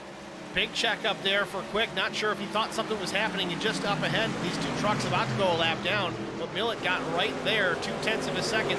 The 9 coming into play here. I don't think he's a lead lap truck. No, he is not. That's Jonah Long. Jonah pit lap 117, so he's on fresh rubber as well. He's going to be coming through in a hurry, trying to get his lap back the old-fashioned way. Quick trying to negotiate his way through some lap traffic. Lap 132 goes on the board. Quick goes to the bottom. Lap truck goes up high. That's the 8 machine, giving room to the second place truck of Millet. The 9, Jonah Long, almost slides up into Millet, but Millet is right there looking at the back bumper of the 2. Neil Quick, this would be for the lead here, coming to the end of the pit cycle. Quick goes way to the bottom. Millet goes way to the top.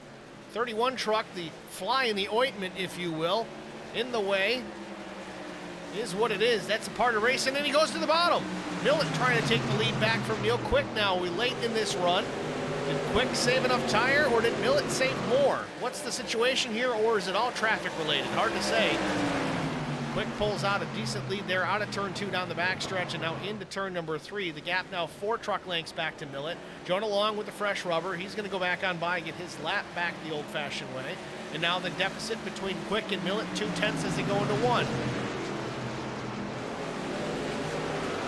Eric Beadle going to come into the fold as well here. I think Beadle on fresh tires again, trying to get the lap back as well.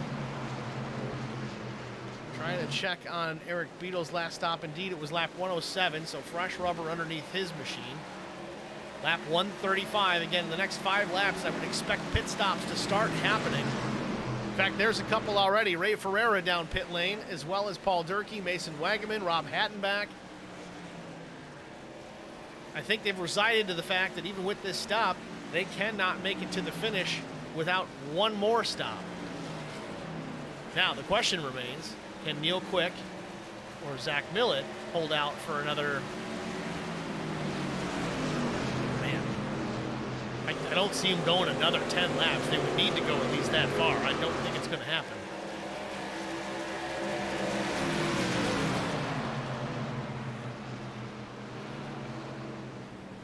Quick still with the lead. Millet a half second back.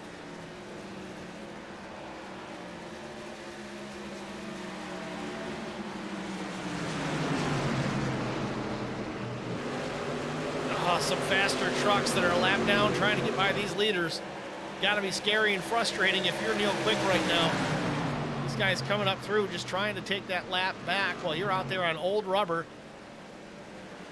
Last lap for Neil Quick, 25 seconds flat. Some of these guys are running 23s.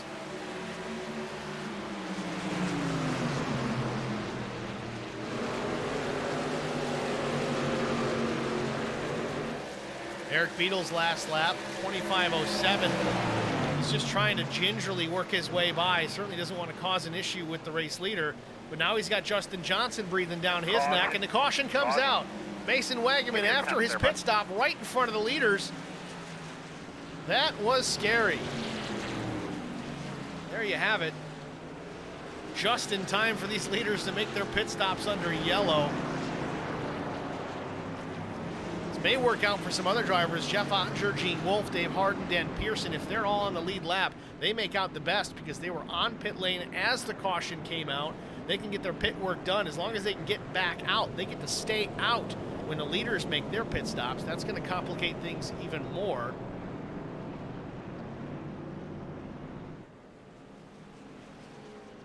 I know a lot of that wasn't for position up front, but man, that was exciting to watch. These leaders trying to fish their way through all that traffic, not get wrecked.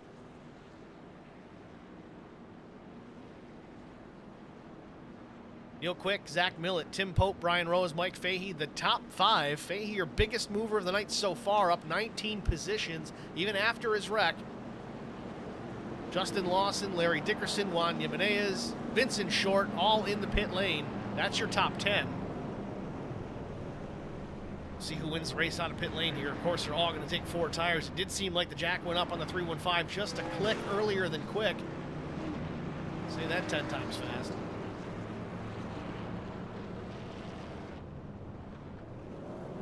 Tandem jack drops. Quick wins the race out of pit lane. Millet second. Tim Pope comes out third. Then it's maybe Zeth Hawley. Then Tim Pope, Brian Rose, Mike Fahey. Some positions switching up here on pit exit. So let's try to go back, see what happened with Wagaman here. Again, this was right near the start-finish line. Almost caught the leaders in it.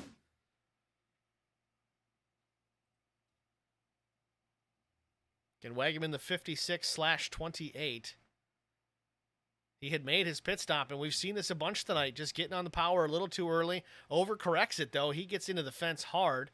Cote swings on by. Then the 9 of Jonah Long almost gets him. 747 truck going high. Oh, man, that could have been real bad. Again, you got to keep a look on that relative. Almost drove down into the 10 of Justin Johnson, but that puts us under the yellow. 8 cautions thus far.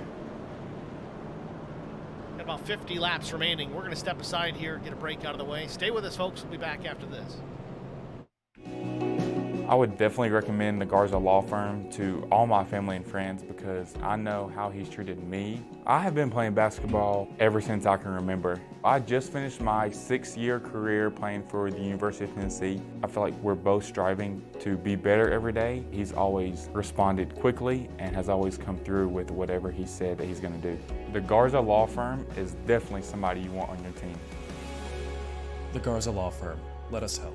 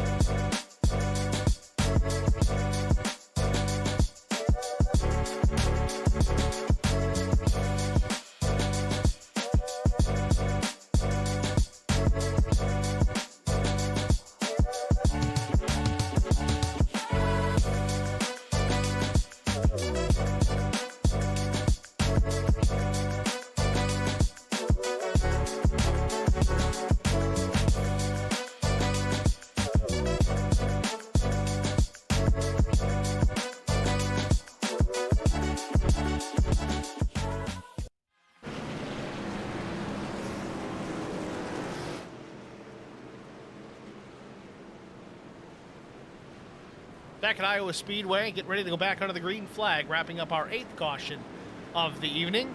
Be lap 144 when we take the green flag. It'll be Neil Quick, Zach Millett, Brian Rose, Timothy Pope, 51 a Klein, then Fahey or vice versa. Pace truck is off. Green flag. You heard him. Green flag in the air. We're back underway.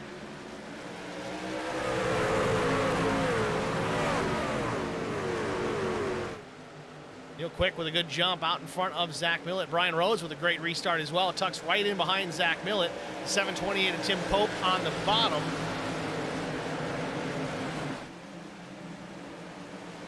Mike Fahey still in the mix, running solidly in the top 5. Oh, we got a car in a wall. It is the 94 Cote, I believe. No, it was a 51 truck. Chris Klein, it appears, scrapes the right sides, continues on, everybody avoids.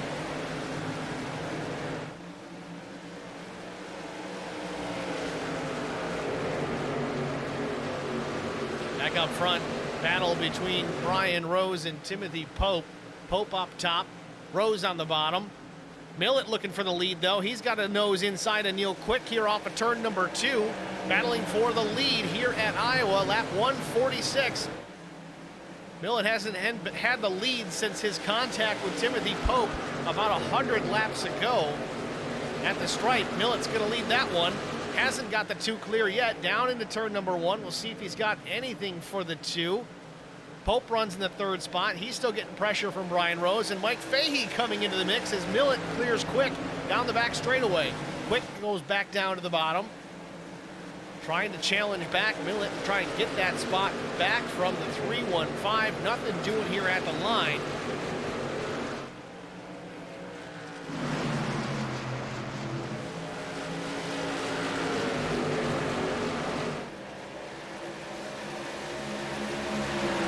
Great racing here late at Iowa Speedway. The aggression level has ticked up just a bit.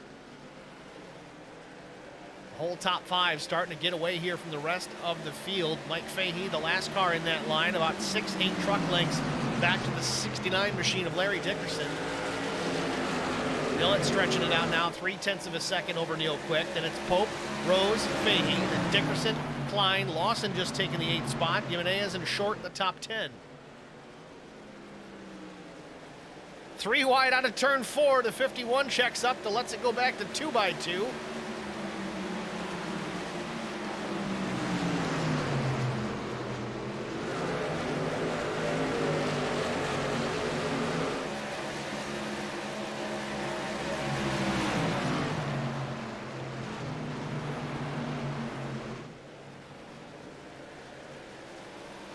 Still watching this battle here. 40 laps to go from Iowa. 20 of Lawson stays out in front of the 22 of Juan Jimenez. Still battling though, not even a truck length off the tailgate of the 20 through turns 1 and 2. Vincent Short a part of this battle. He's going to take a peek to the left side of the 22. Nothing available for that part of the real estate. Now Short looking up top instead, trying to build a run. A little loose out of 4, keeps it out of the fence, keeps his foot in the throttle.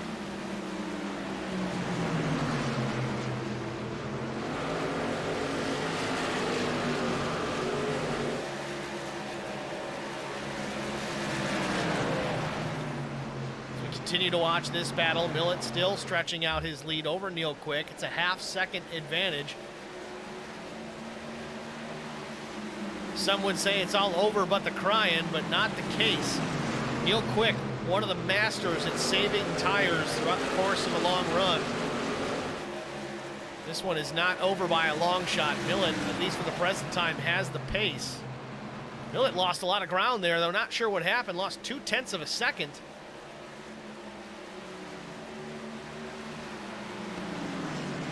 Meanwhile, Neil Quick, though, trying to battle with Tim Pope. Quick slides up the racetrack.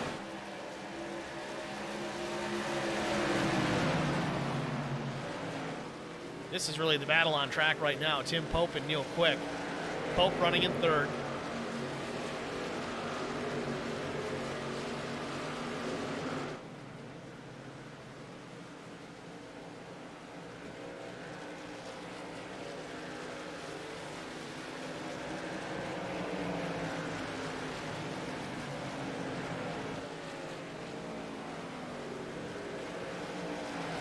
Everybody's starting to change up their lane. Everybody wants that top side through the, I guess you could call it the dog leg here at the start-finish line. Drivers running pretty low through 1 and 2, except for Millett, about a lane or a lane and a half up. Now through 3 and 4, Millett up top side. Quick goes to the bottom. The deficit now a 1/10.5 between those two. Now we've got a battle for the lead once again.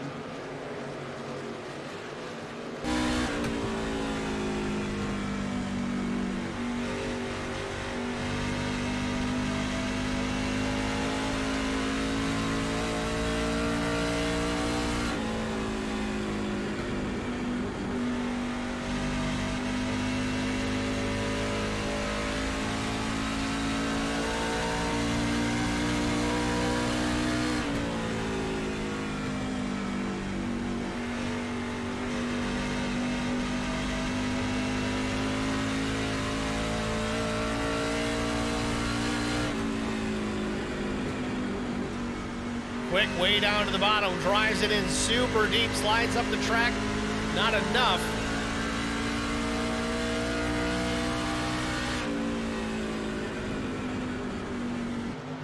It's a bit of a dive bomb, but we've seen that happen a bunch tonight where if you just get the run just right, send it down to the bottom, kind of shortcut the corner over the guy taking that real high lane, you might be able to slide job it up in front of the 315 and take the lead away. So far, Quick not able to get a good enough run down to the bottom to do it.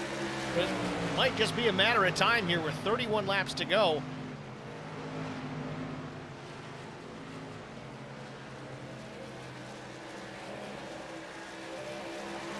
Remember, these drivers pit in lap 139.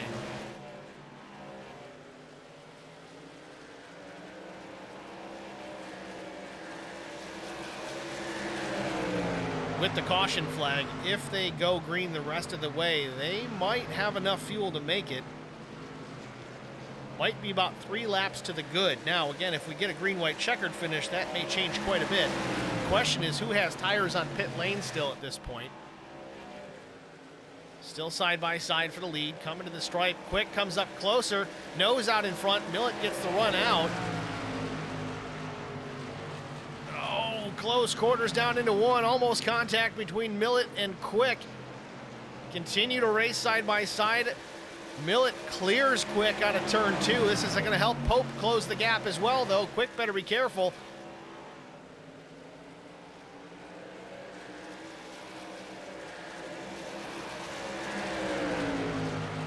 Looking at this pit stop count, top 4 drivers have only seen pit lane 3 times. Remember, they had 4 sets over the wall, so if they do need to make another stop before this one's over, they've got an extra set of tires to do it with. Wouldn't that be something with a green-white checker and a set of 4 fresh stickers? Who's going to take them, who doesn't? Still side by side for the lead here at Iowa Speedway. It's Neil Quick and Zach Millet battling for this while Tim Pope watches it all unfold. He's awfully close. If these two come to blows, he may be a part of this, and he's not trying to be. Or is he? He's right there. Truck length off the back bumper of the 315 as they get through turns 3 and 4 once again. Coming to lap 165. Again, side by side for the lead. It's Millet and Quick and Pope the onlooker.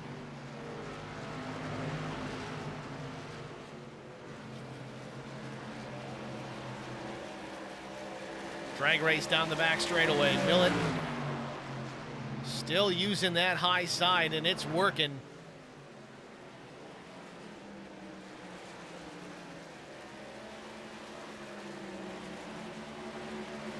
Now you got to watch guys like Neil Quick. He's doing this drop it to the bottom, try to pass. Drop it to the bottom, try to pass.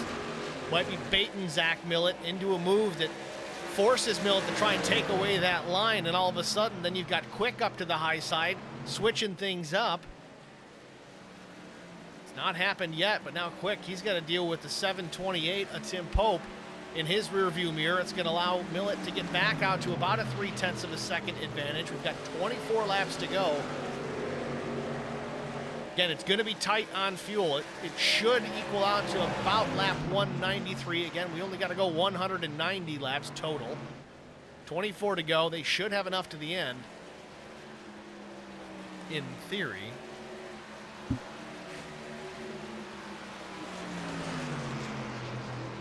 Now we watch the battle with Quick and Pope.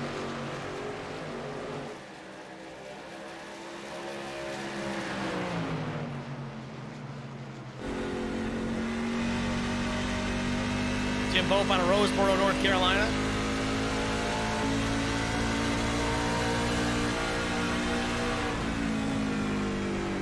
Now, I don't know if you guys heard that. Listen to the engine here. It gets tucked up behind Neil Quick. Quick almost gets the wall. Scrape the right sides just a bit. Listen again down into 1 to see if he does it again this time. Pope let out of the throttle. He could have made a move, but chose not to. Oh, doesn't choose to there. Almost contact. Once again, that would have been eerily reminiscent of contact he had with Zach Millet. Oh, he's loose out of turn number 2. Saves the truck. Big time moment for 728 of Tim Pope. Almost threw it all away. You know how much I hate this. I'm just going to rewind it because it's the only thing I can do when they don't actually crash. He was right there, had to avoid contact, slowing it way down here. Watch the 728 of Tim Pope as he tries to turn it hard left. The rear end just snaps out on him. Dirt tracking it out of turn 2. You see how yawed out that truck is right then and there. Great save by Tim Pope.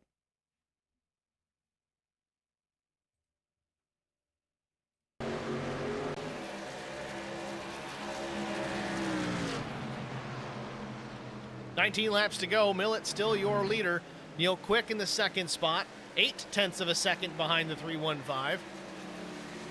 Tim Pope, after that scary moment, still on the charge, though. He's about half a second behind Neil Quick. Trying to close that gap again. You got to wonder if Neil just burned up his stuff trying to get the lead from Zach Millet, for that matter. Again, let's keep an eye on things here. We'll see if guys start choosing to run down pit lane here. Are they going to make it on fuel? Are they not? It could be close. My calculations put it at 3 laps to the good for everybody that pit on lap 139. Truck in the wall. The 33, I believe, stays out of the way. Everybody gets clear.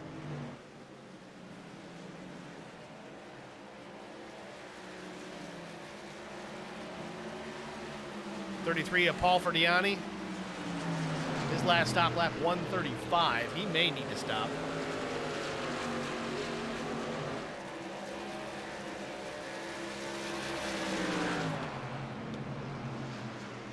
'18 trucks still on the lead lap. Pretty solid considering the wrecks that we've had this evening.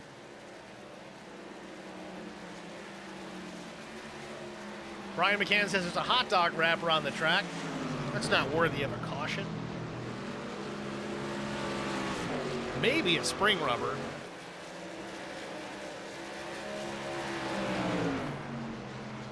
$15 to go. Millett stretching it out further. 1.2 back to Neil Quick. Quick trying to hold off Tim Pope. He's hard charging. Almost got into him. Avoided that contact, but almost wrecked himself in the process. That's Tim Pope. Tim has gathered himself back up. He's within a truck length and a half of the two, trying to take the second spot away, or will he? Will he be that aggressive here with 13 and a half laps to go? Will we stay under green all the way to the finish? That remains to be seen. Again, a green-white checkered finish. We've got 3 opportunities. Big time loose for Pope again out of 4. You can tell these guys are giving it all they've got in them to try and pass the next guy in line.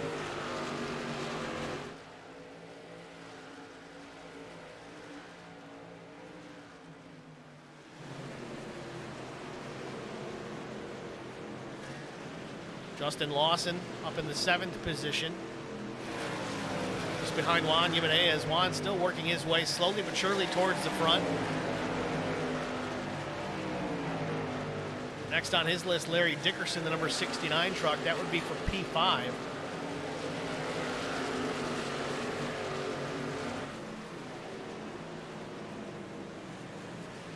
'22 goes to the bottom, takes a look. Thought there might have been some contact there.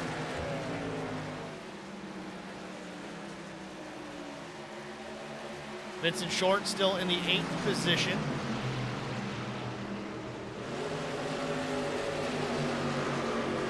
Moves the lap truck to 33.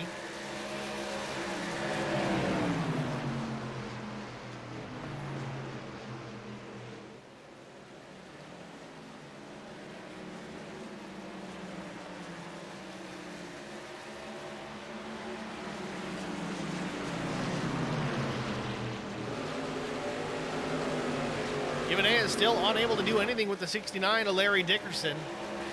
10 laps to go. Millett still extending his lead over the 2 of Neil Quick. It's 1.6.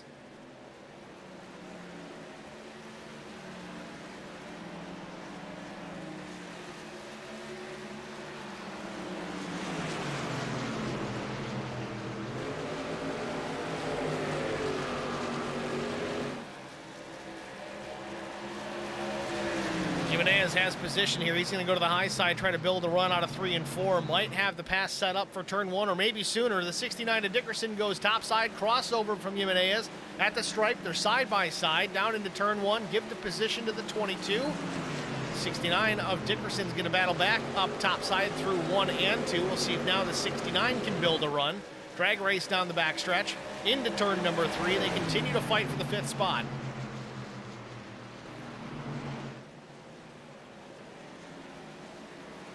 Still side by side for the 5th position here with 7 laps remaining.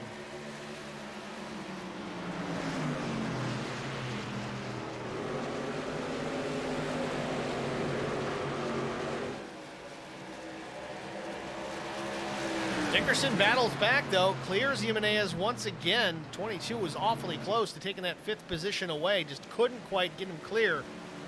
6 laps to go. Millett now a 2-second advantage over Quick, 2.5 to Pope.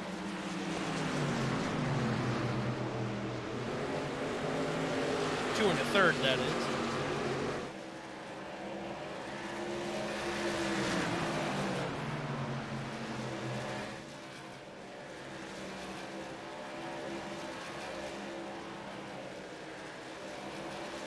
Jimenez looks back to the inside here at start-finish. Can he make the run down into turn number 1? Dickerson drops it down, kind of pinches him to the bottom.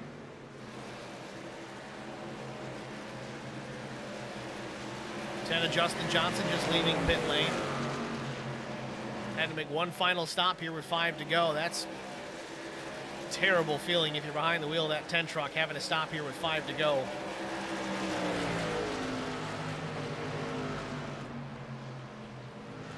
Still side by side for the 5th spot, back and forth like a seesaw.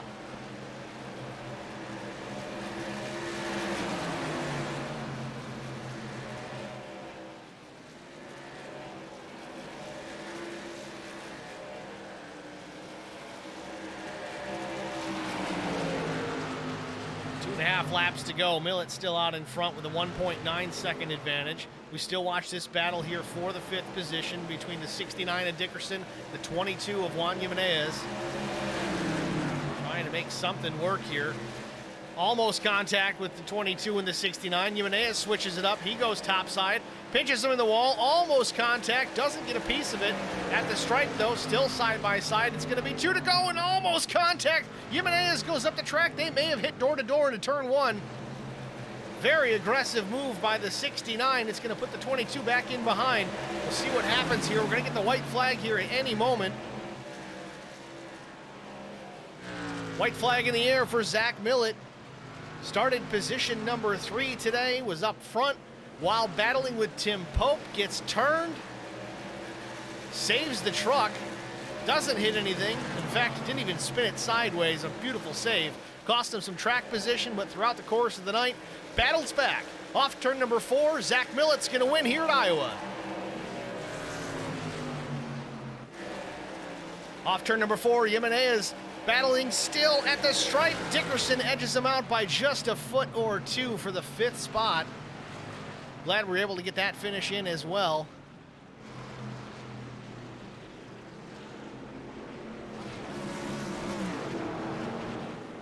Zach Millett, your race winner. Second, Neil Quick, Tim Pope, P3. Teammate Brian Rose giving a hey, hi, how are you?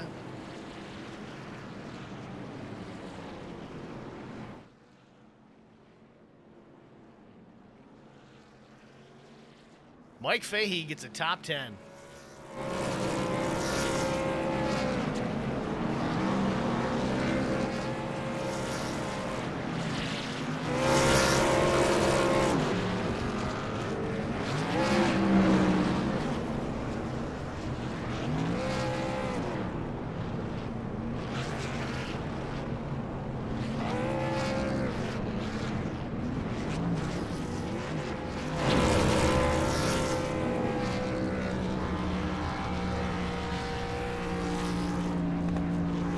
Celebration complete on the front stretch here. We're going to step aside, get a break out of the way, and we'll be back after this. I would definitely recommend the Garza Law Firm to all my family and friends because I know how he's treated me. I have been playing basketball ever since I can remember. I just finished my 6-year career playing for the University of Tennessee. I feel like we're both striving to be better every day. He's always responded quickly and has always come through with whatever he said that he's going to do. The Garza Law Firm is definitely somebody you want on your team. The Garza Law Firm. Let us help.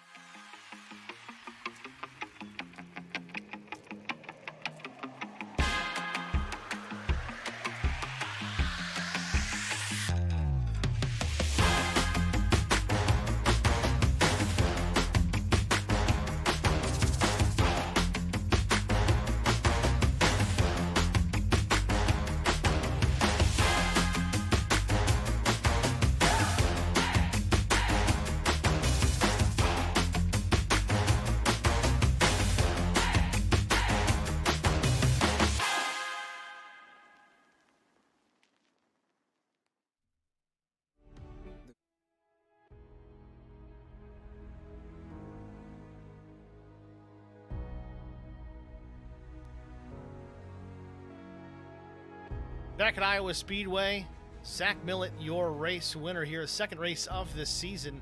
Numb Thumbs Racing League, the DEP Graphics Truck Series. Certainly an exciting one. There was action all over the racetrack. The battle out in front with these guys tonight was absolutely incredible.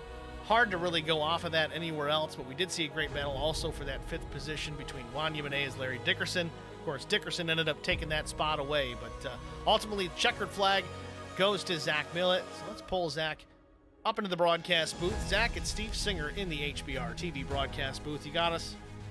Hey, Steve, got a copy. Congratulations, first and foremost, man. A hard-fought victory here tonight. Started P3 on the night.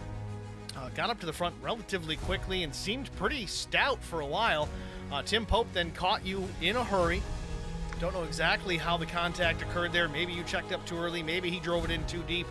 Maybe you can explain that one to us. But nonetheless, contact was made. You get thrown sideways. How you didn't spin that truck out, I don't know. It was an incredible save. But walk us through that first and foremost. Thanks, man. I definitely don't ever want to do it again. That was, I pretty much thought the second time it whipped out sideways. I caught it the first time, and I was like, okay, we're good. And then it tried again. So, yeah, it was just luck. It was just luck. I was turning at about 5 o'clock and, coasting. So, but yeah, it was all my fault going into turn 3 there. I checked up a little early. Getting back to the outside, it's hard to get back in the groove of that lane. And, yeah, Tim just got into me a little bit there, but yeah, it was tight racing up there. It was a lot of fun because all the guys up front, they all save their tires different ways. So like, a couple guys will be out front for the first stint, and then 20 laps later, 2-3 different guys are flying up through, and it's just a blast. As far as tire conservation is concerned, we saw fast laps in the 23.6s. I didn't really look through everybody's fastest of the day. Yours was a 23.69, and it looks like it may have been the fastest of the night.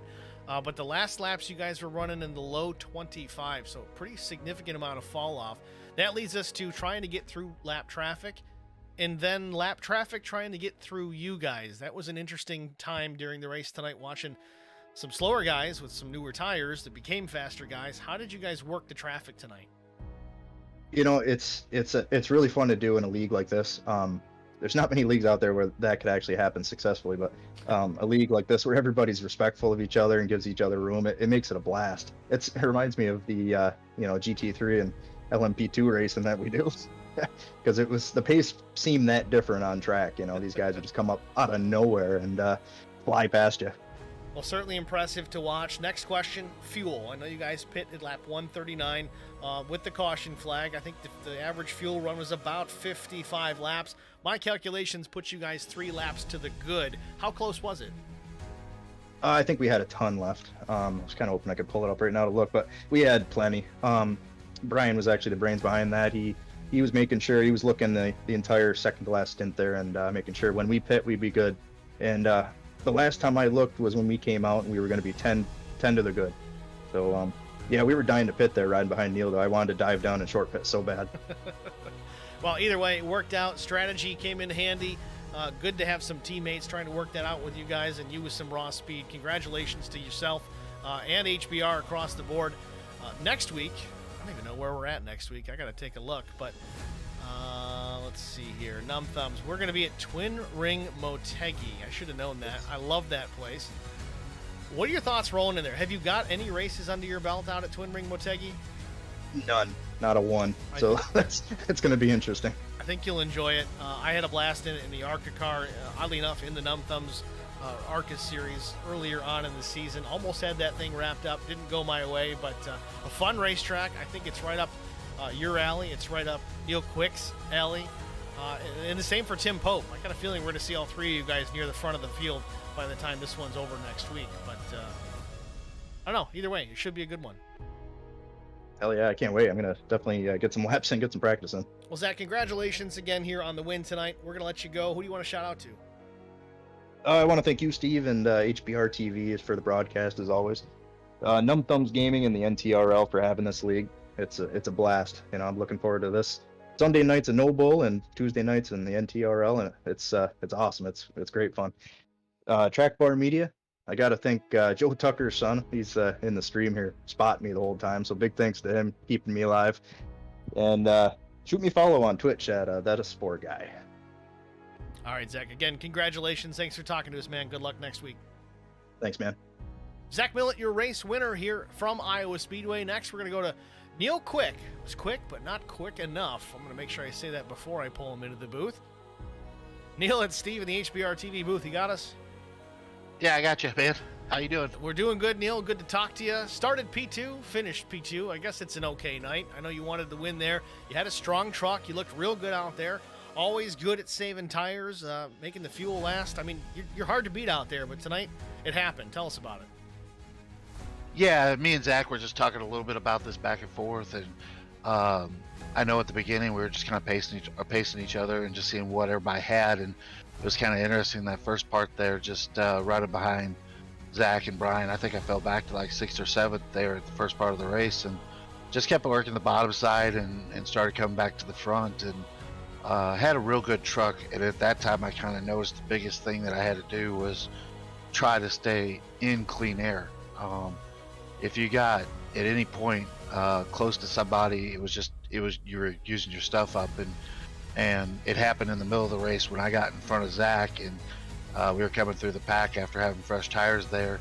You just had to move as fast as you could through the pack because you're just eating your stuff up, and I like to conserve my stuff and have something at the end. And finally at that last stage there that Zach got out front, I tried to get around him, and Zach being as fast as what he is, and all of us being real competitive up there, I tried everything my damnedest without getting into him to get by him. And if I could have got out in front of him, I think I could have stayed there just because of the dirty air. But can't say enough about the racing. I mean, this NTRL deal over here, and it's absolutely been a blast to jump in here and run with these guys. And admin does a good job of policing and keeping everybody clean and smooth out here.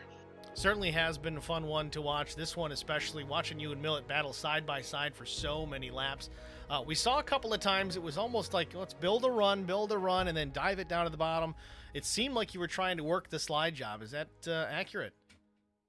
Yeah, just trying to get into the top side, and just, I think Zach, you maybe said in his interview, you have to get it to kind of slot in a groove up there, and there's a couple grooves on the top side that are pretty good. And with fresh tires, man, it's really, really tough to kind of beat somebody off there to do a slide job, and was pulling that off pretty good and smooth throughout the run coming through the field, and felt pretty confident doing it and staying off of everybody. But it just, when you put Zach up there, or Tim Pope or Brian Rose, and quality drivers, you got to really get it at the right spot. I mean, entry to 3 to pull it off, to slide up there and do it. 1 and 2 is too rough. You hit those bumps and it's like jumping through the corners, so you know you're gonna jump right into the outside with somebody, if you know what I mean. Well, Neil, it was certainly a blast to watch. Again, thank you for putting on a show. Clean, hard racing. You don't get to see that too often on the iRacing sim, and lately it's been happening a bit. At least in our broadcast, it's pretty solid racing being put on across all the leagues that we cover here at HBR TV. Congratulations once again, Neil. We're going to let you go. Who do you want to shout out to? Definitely the NTRL admin for putting on a league, and the guys we race with. Steve, you guys, Holler Boys Racing TV does a great job. Track Bar Media, R&R Racewear, all the guys that help make this happen so I can run on Sundays, Tuesdays, and Thursdays now. Appreciate everybody doing what they're doing, and look forward to every week being out here racing. All right, Neil, thanks for talking to us, man. Good luck next week at Motegi. Thanks, man. Talk to you, Steve. It's Neil Quick, your second place finisher here at Iowa. Next, last but not least, third place, not even last. We're going to pull Tim Pope up into the broadcast booth. Get a word with our third place finisher. Tim, it's Steve in the booth. You got us? Yes, sir. Tim, congratulations on P3. Way to battle back. A little bit of adversity throughout the race. Unable to get by Neil Quick there. But first, I want to back up. I know Zach had mentioned some conversations about the incident with yourself and him, the contact that was made. He took the blame for it, essentially. But how did it look out the windshield of that truck when you guys made contact, slid Zach up the racetrack? Well, I got just run over him. Now, he checked up a little bit quicker than I thought he was going to, so I just plowed into him. Didn't hit the brakes quick enough, so I think it was my fault. Well, some solid, clean racers between the two of you guys. He said it was him that got on him too early. You say it was him for getting on him too late. Either way, it was a good save on his part. You lost some track position, but you fought hard to gain it back. You finish up here in the top 3. You had something for Neil Quick, I think. We watched you get right to the back bumper of the number 2 truck, and then the following corner, or really the exit of that corner, almost had your own problem. Got real loose. You saved the truck. Another beautiful save that we got to see tonight. Walk us through that incident. Yeah, every time you get up, you catch them, but it's hard to pass them. You get up behind them, it starts to push, and then when it catches it, the rear end wants to come out, so you lose the rear end and slide on back again and try to do it all over again. It's all you can do. Next week, we go out to Twin Ring Motegi. Certainly a different style racetrack, not something that these trucks typically run on here in the States. It's over in Japan, but the time we had in the ARCA car, it was a fun place to get around. What are your thoughts about Twin Ring? I don't know. I haven't ran there a whole lot, so I can't really say much on that track. Well, Tim, either way, we wish you the best of luck next week for race number 3. We're going to let you go here. Is there anyone you want to thank before we do? Yeah, everybody on Limitless Motorsports, you guys broadcasting, and Numb Thumbs Gaming for putting these awesome races on. Short and sweet. Tim, thanks for talking to us, man. Good luck next week. Thank you. It's Tim Pope, your 3rd place finisher here at Iowa Speedway. That's your top 3, ladies and gentlemen. Millet, Quick, and Pope. Next, we're going to take a look at our official race results. Well, somewhat official. Anything can change. You never know. Here they are. Zach Millett, Quick, and Pope, your top 3. Brian Rose brought it home 4th. Larry Dickerson, a hard-fought P5 over Juan Jimenez in 6th. Justin Lawson was P7. 8th place, that went to Vincent Short, another hard-fought top 10 for the 15. Chris Klein was 9th. Mike Fahey, solid top 10 finish after some early race struggles. 11th went to Nick Cote. Zeth Hawley was 12th. Raymond Ferrara, 13th. Hopefully I'm saying that one right now. 14th, Paul Durkee. Jeff Ottinger, 15th. Albert Anderson was 16th. Dan Pearson, 17th. Gene Wolfe, 18th. The 99 of Rob Hattenback was 19th. Dan Baker, 20th. Double Ott Joe Bennett, 21st. Scott Milner was 22nd. Brandon Coleman, 23rd. Paul Ferdiani was 24th. Eric Beadle, a solid night. I know it's 3 laps down, but he had a good run tonight. Had a great save at one point as well. We'll see some improvement out of the 119 as this season progresses. Justin Johnson was 26th. Dave Harden, 27th. Tony Polk, 28th. Jonah Long, 29th. Mason Wagaman was 30th. Blaine Woodruff, 31st. Mike Adamson was 32nd. Chad Martin, last, not least, 33rd. Derek Welch, Dave Holmberg classified, but not in the race, did not take the green. 33 truck field tonight. I thought we saw a pretty damn good race, I'm not going to lie. I know we had a bunch of cautions, but they seemed to get a little better throughout the course of the race as far as that is concerned. We had a long green flag run. In fact, I think we had 2 long green flag runs there at the end of the race. So everything kind of went full circle. It was a wash, if you ask me. I think a great race at the end of the day. It's all we could ask for. Great battles up front, great battles in the top 5, great battles throughout the whole field. We tried to cover them where we could, but most importantly, we had a pretty good crowd here in the stream tonight. A handful of you guys chiming in the stream chat. Again, international broadcast, ladies and gentlemen. Haley in Sweden. I'm just going to eat that up all that I can. I think it's pretty darn cool that we've got people watching in other countries as well. But either way, thank you guys, every one of you, for watching the broadcast tonight. If you haven't already done so, please like, follow, share, and subscribe. YouTube.com/@symbol, the letters HBR and the number, HBR TV and the number 1. That's on the stream side for YouTube. If you want to follow us as far as our posts and other social media, Facebook.com/HBRTV1. There's a few posts there a week. We'll obviously put all of our stream links there as well, and a post here and there. Might be racing related. It might just be funny. Who knows? But it won't be going off all day. We can promise you that. Thanks again, guys, for watching. Tune in next week. We've got races on Thursday as well. That's going to be race 1 of the Lone Star Racing Cup Series. You'll see Mike Fahey and Justin Johnson, of course, in that one as well. That's kind of their home league, so certainly looking forward to that. That'll be Charlotte Motor Speedway coming up on Thursday. So tune in for it. We appreciate you being here. We'll see you next time. Thanks for watching, everybody.